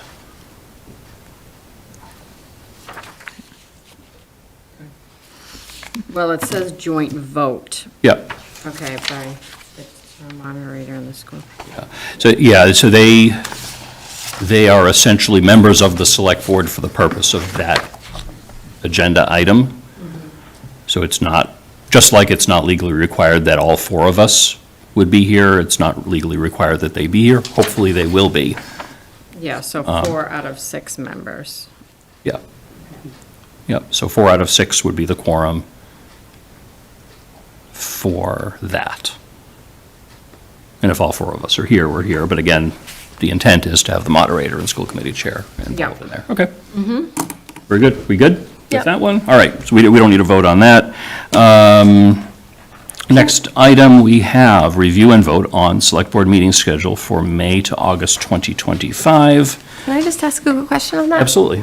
I think we originally had the 5th, so is the 5th going to still happen, or is the 5th removed now because of the 12th? So we, at our last meeting, when we decided on Steph's review, we decided on the 12th. Yep. That there would be a meeting.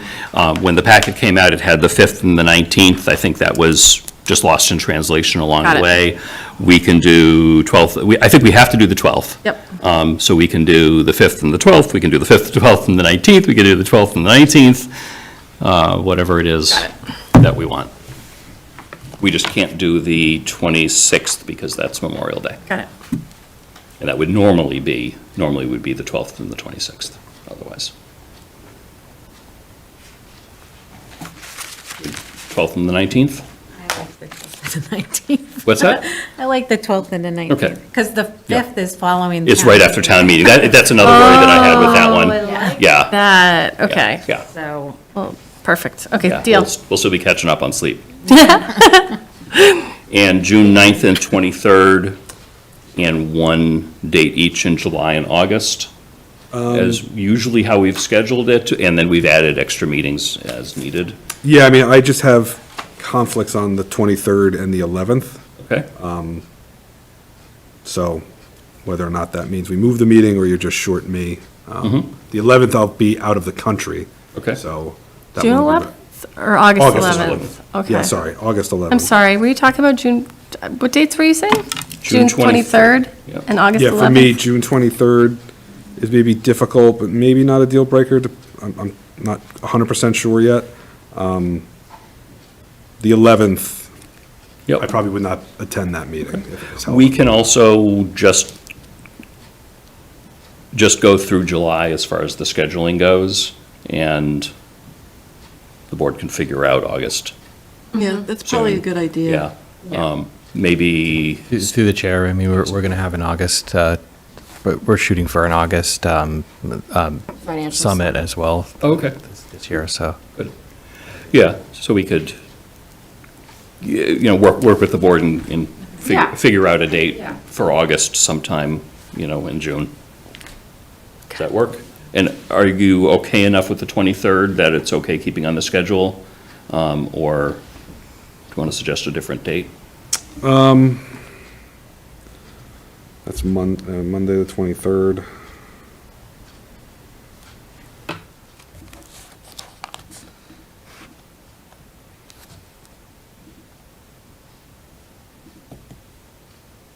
Leave it, yeah, leave it. Leave the 23rd for now. Okay.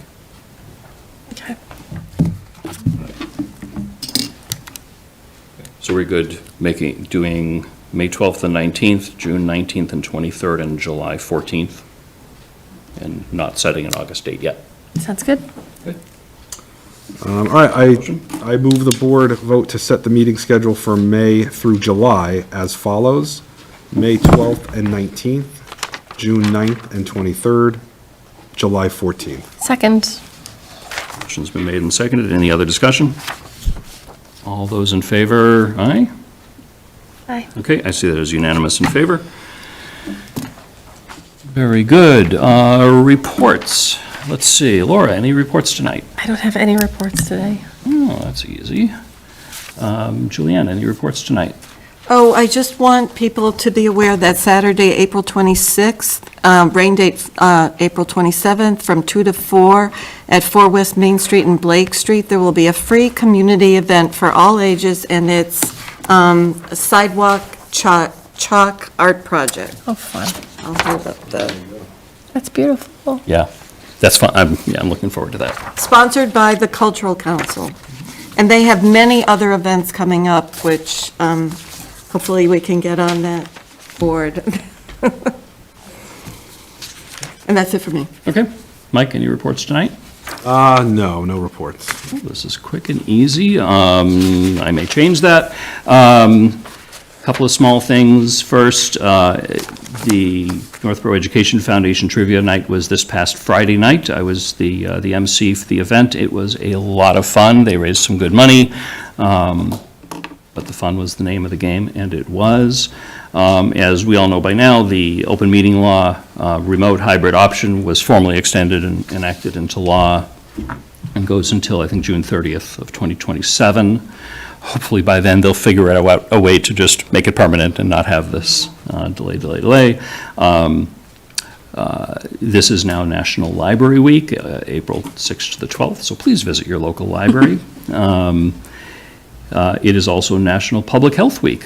What's interesting is National Public Health Week is April 7th to the 13th, and Library Week is 6th to the 12th. So the first day of the week varies between health people and library people. The town's first ADA trail behind the Senior Center, we had the ribbon cutting last week. Steph and Diane and I were there, and it was a lot of fun. We got to use my giant scissors, which I keep in reserve for such occasions. It's a really, really good project. It's a really nice trail. So that's that. And I have something that I would like to announce at this time. Bear with me a little bit. Those folks at this table know what this is about, but this will take a minute for me to go through. 3 years ago, the wonderful town of Northborough elected me to this board. I ran and I served to make a positive difference. I ran specifically because I knew the board needed to turn a corner, and I was ready to help them turn that corner. I knew that I was signing myself up for a lot of work. I don't know any way to do anything halfway. It's been a far busier 3 years than anyone could have predicted. I was not expecting to be elected chair by my fellow board members for any year, let alone all 3 years, although I do appreciate the trust.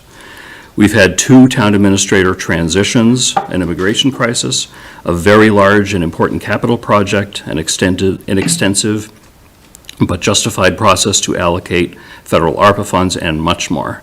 It's been a lot of work, but we've done a lot of good, and I'm extremely proud of what we've accomplished. I think of myself as an activist board member and a vocal advocate for action. Before moving to Northborough 9 years ago, I served 2 terms on another town school committee, took a 6-year break, and then 2 terms on their select board. For me as an activist member, that was the right time, each time, for me to step aside. Based on that history, I've always assumed that I would serve 2 terms on this select board before moving on. As one should, I weighed the pros and the cons of seeking my 2nd term. Given the amount of work and the amount of good work accomplished, I gave serious thought to finishing my term without running again. I spoke to a small number of people who thought it would be good, who I thought would be good members, but all encouraged me to continue.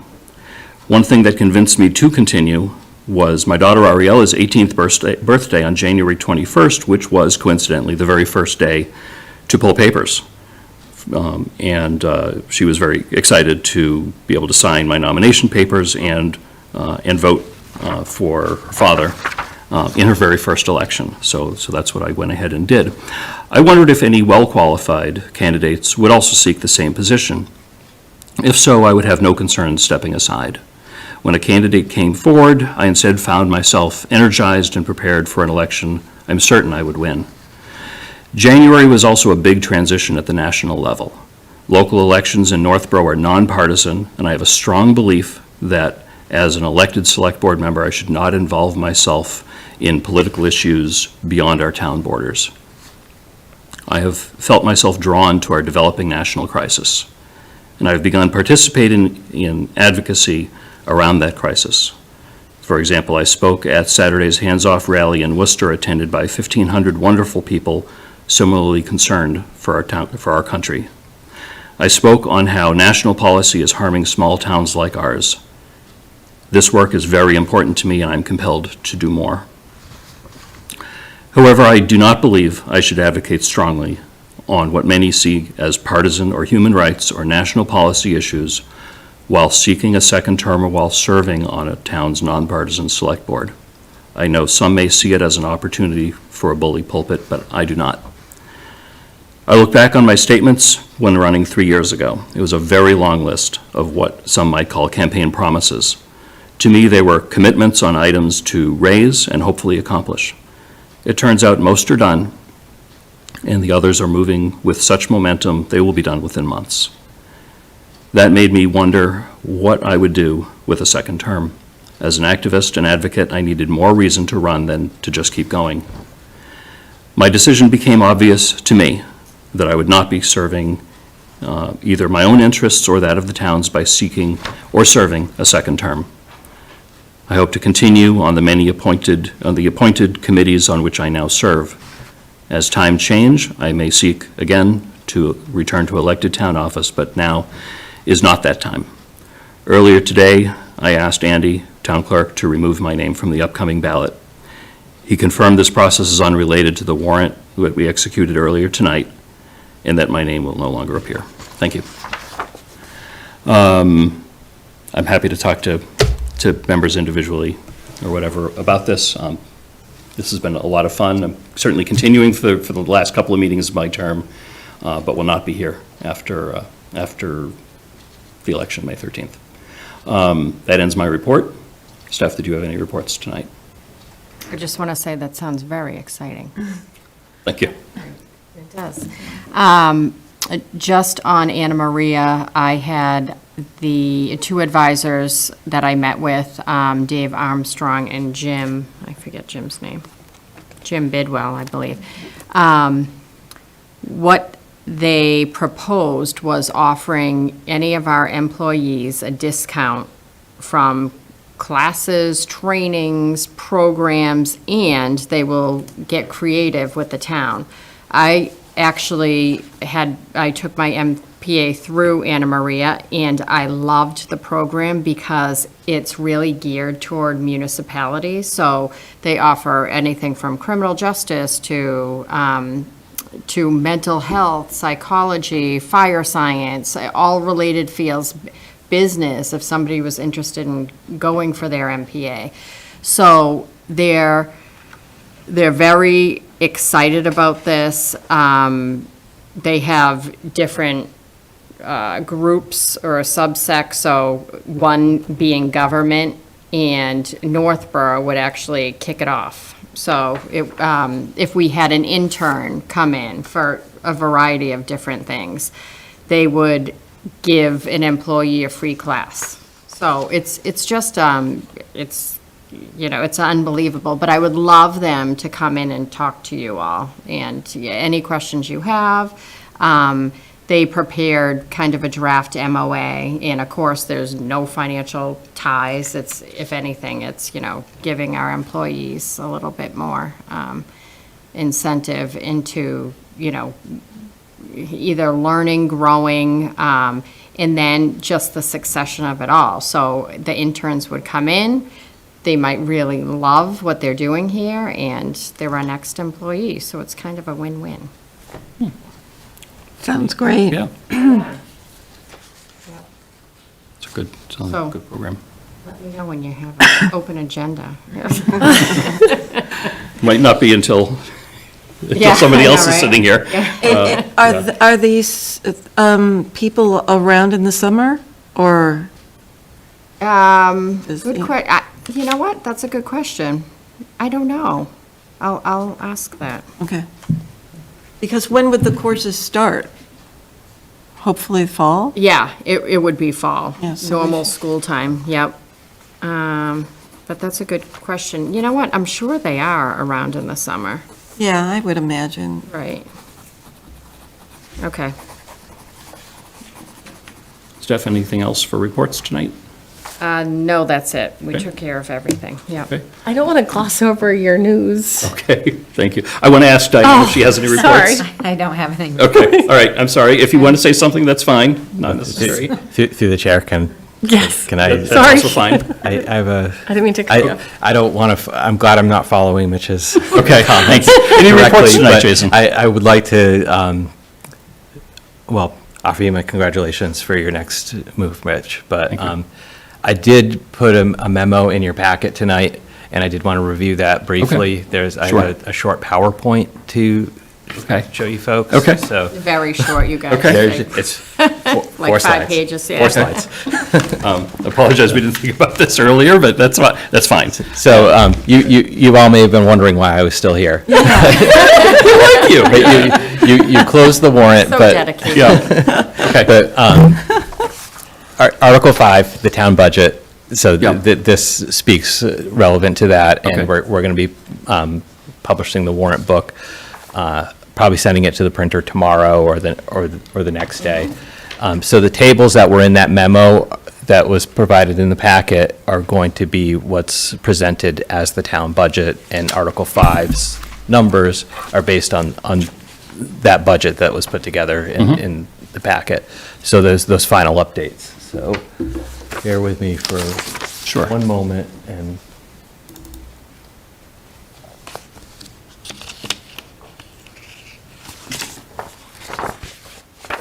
This was in the packet. I'll be darned if I can find it now. It's my packet up. So this is same title screen as the budget hearing, just final adjustments that were made. So we had a budget hearing on the 24th. What changed? We pulled, as a result of doing some research and some news that came expeditiously after the hearing and between tonight and then, in this memo, we decided to pull whatever levers we could to reduce the taxes in the budget that's going before town meeting this year. And the levers that did not involve cutting departments, because a big part of where we got to with the budget this year was the result of the health insurance renewal that came in at the end of February. We were expecting 10 to 12%. It came in at 25%. We would have been forced into an override position for 26 had we not gotten more favorable rates as we worked with the consultant. So basically, through the budget process, we decided to pull these levers so that we could preserve some levy capacity moving into 27, because that's a major concern about the need for an override going forward in 27 or 28. And we're closer to not needing one. It's very likely that we're still going to need one, because in 25's budget, we used 1.5 million of excess levy capacity. In this budget that we're crafting this year, it was $1.8 million of excess levy capacity. We're left with 700 at the end of the process with this budget proposal tonight. So what changed? Overlay, we reduced that to 0 because we had a sufficient balance following the assessor settling some cases just very recently that had been brought to the ATB. So following municipal modernization that was signed into law in 2016, we're able to track overlay as one account overall, not year by year. So we have a sufficient balance as a result of those cases being settled, where we would potentially have surplus at the end of the fiscal year. So we talked about the logic of why would we raise $375,000 in the budget when we would potentially be declaring surplus at the same time. So basically, it's taking a bite out of the available balance that we had built up within overlay. Fire station debt service, as a result of the favorable bids that we got an updated cash flow analysis from the OPM as a result of those bids. Those bids came in very recently, and we just recently got this. So we're currently working on structuring the bond. We had one last-minute moment that we could reduce our borrowing from what we had projected previously. So we cut $3.5 million out of the initial borrowing for the fire station. So what that does is it has the effect of reducing the budget another $269,000. Local receipts, we increased that estimate. That's a revenue source. We increased that revenue source $150,000 in the budget.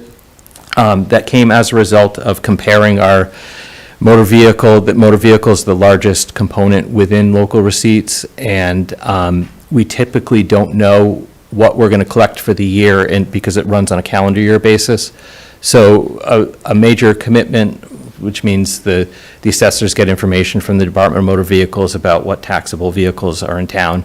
They give that to the treasurer, and then we all know the number of what the commitment is, the commitment of taxes to the collector. So that, we've basically, in our projections, always stepped that up about $100,000 a year, like looking at when we see the actuals. So we had already projected we were going to be $100,000 ahead this year and increased that number. The commitment, the major commitment that we had this year was $250,000 more, so that justified increasing the local receipts budget another $150,000. Then we looked at all of the transfers in. These are all of the numbers that get read during Article 5. All the transfer from animal control revolving, transfer from fire EMS revolving fund, and so forth to underwrite the budget. We increased some of those sources by 40. There's 3 of them. We increased them $43,000 total. The net effect of that was reducing the tax levy $838,000. So basically, this is what the balanced budget looks like. We went from 9.69% in the general fund to 8.87 through these changes. And this is just a very summarized view, but these are the numbers. All the assumptions are basically the same, that we're projecting a 5% increase in single-family homes. So that's where the average comes from, and the impact, it was what we presented at the hearing on the 24th, was an increase of $1,090. That's now been brought back to $966, and from 11.5 to 10.2. So, so 1,090, this was the projection. We're accounting for, the fire station debt accounted for $365 of the 1,090 increase. So now the revised projection is an increase of $966. So the fire station debt accounts for $325 of that $966. And we broke down the impacts and what the tax bill pays for, how the average tax bill is calculated. Our current average tax bill in FY25, $9,463. The average under the proposed budget is going to be $10,429. That's $966. So, so within the town budget's going up 300. The impact from the town budget's $370. $153 of that are town departments. $37 is non-exempt debt service.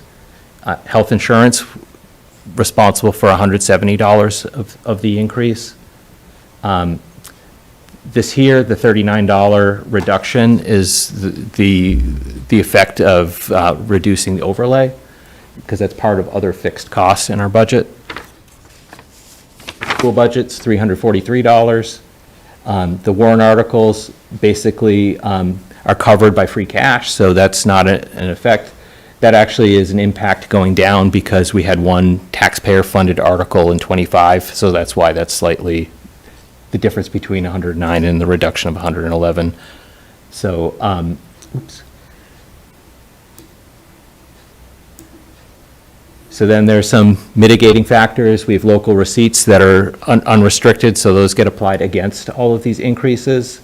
There's state aid that is an increase that goes against them as well. So that brings you down to the $966 increase.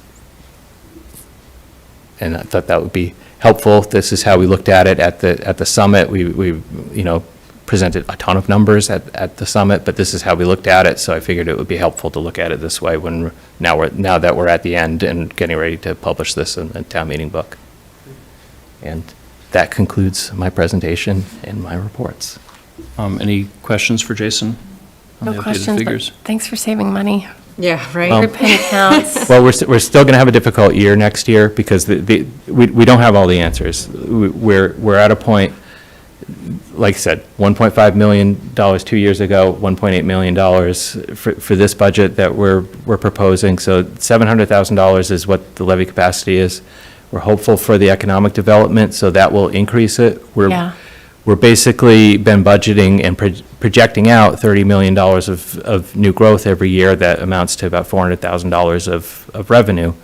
But if that doubled, that would be $800,000, and we'd be closer to the targets, less so. But the late date of the health insurance was really what was behind the inability to go back to departments and cut, because we're a service organization.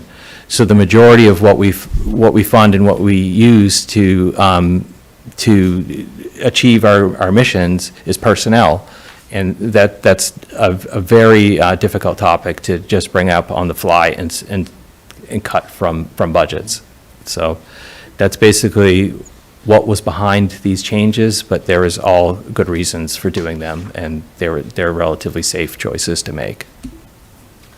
Let's see, so some of the numbers you broke down, $170 of the increase is due to health insurance, 170 of the 966, is that right? Yes. Okay. Yep. 73 is non-exempt debt. And I'll give you this, obviously I worked on this today, so I'll give this to you to put in the packet Right. Afterwards. Yeah. This is helpful when talking to people and understanding it. You said 153 for town departments? Correct, yes. Does that mean non-school municipal? Correct, the town Okay. departments. And you said 370 town. I wasn't sure what that Yeah, meant. well, we usually had presented the town budget Yeah. as being one number. Yeah. But the town budget includes the town departments, it includes debts, non-exempt debt service, it includes health insurance, the retirement assessment. So the 370 includes the 153, the 73, and the 170? Okay. Yep. Includes the solid waste subsidy increasing, that's $10. It's- Okay. All right, no, that's actually very helpful. I think a lot of people have, saw our hearing and thought, oh no, at that point it was 11% and change, going up, and the thought is that's new. When technically it's new, but a big chunk of that 360 is due to the fire station. It was actually more than that a couple of weeks ago, but as I may have mentioned 15 times in our last meeting, the bids came in pretty low. So I appreciate that went down, and the adjustments are good. But I think how we present this is important at town meeting, so folks know that, yeah, this is, the biggest single piece is the fire station, which the town approved. Everyone knew that was coming, and it's actually a little bit better than we thought. Health insurance, we were not expecting. There was no way that we could have expected that.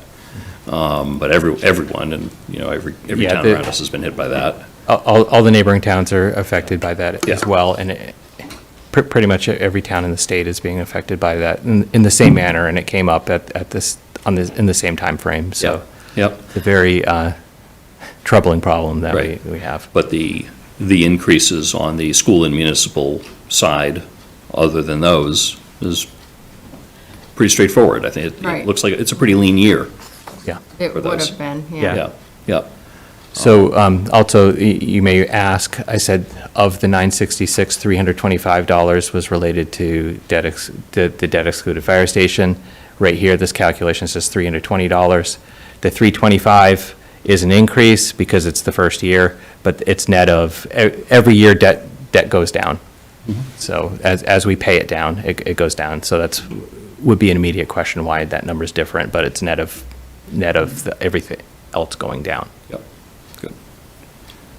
And then hopefully, once we do the final debt service on the fire station in a couple of years, hopefully that, I would expect that would also be lower than what was initially projected. And then that impact would be lower. And on town meeting night, you should be signing the bonds and. Oh, yeah. that night. Yeah, so we'll know the interest rate, we'll know what the actual is at that point. Would we would we include that in an updated motion? Meaning if we know right now the 325 is a projection. Yeah. We'll have an actual. Right. Well, we wouldn't change the budget. Okay. At this point. Okay. It's likely going to be Right. close enough that it's, Okay. that the budget is, as long as the budget's sufficient. Yeah. If it were to come in higher than what we had budgeted, Have to deal with that. we have the ability of changing that outside of town meeting without an appropriation. Okay. Those are safe calls to make when Okay. we adjust for debt. Okay. But if it comes in a little bit better than projection, we can announce that, Yes. but you wouldn't recommend making a change.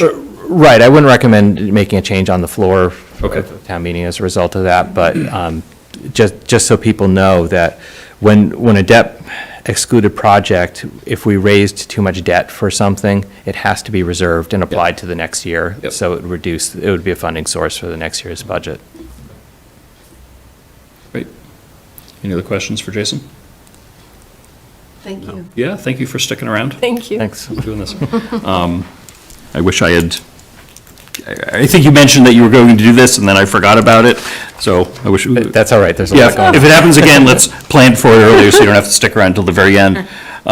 With that, I think we've concluded reports. Let's I yeah. was just going to say, Yeah. I've enjoyed working with you, and I thank you for all that you've done. I know it's been a lot of work, It has, yeah. and it's been a constant fluctuation of Yes. like things I didn't expect, Yep. but I appreciate all that you've done, so thank you. It's been a wild 3 years.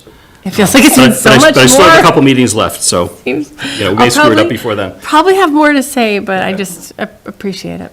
I'd like to say thank you too, and I hope you don't change your phone number. No. No, I mean, one of the things that I enjoyed the most was in the couple of years prior to me being elected, is helping folks that were on this board and folks that were very interested in what this board was doing, Yep. help plan for meetings, help strategize on how to make things better. And I hope you take advantage of my phone number, because I would love to continue to do that. That was a lot of fun. You know, I've always been very active in local government in every way, shape, and form, whether I was in an elected position or not. I don't see that changing. I just, need to shift. I'm just being driven to shift to something else as far as that focus, and I think that focus is not compatible with sitting at this table for me. There are plenty of people that treat it otherwise, that's fine. But who knows, maybe we'll be back someday. All right, thank you. With that, future agenda items, is there anyone that wants to add anything to a future agenda that isn't already on the list? Well, maybe the Anna Maria. Yeah, but we don't have a date No. for that. I mean, we should do it. I think everyone. But just as a reminder. Yeah, just as a reminder. Yeah, Good yeah, we idea. could put that just as a TBD. Okay. Yep. Good. Anything else? Okay. Public comment. Is there anyone in person or remotely that wishes to make a comment at this time? Going once, going twice, seeing none. Public comment is closed. Is there any other business to come before the board? No, thank you.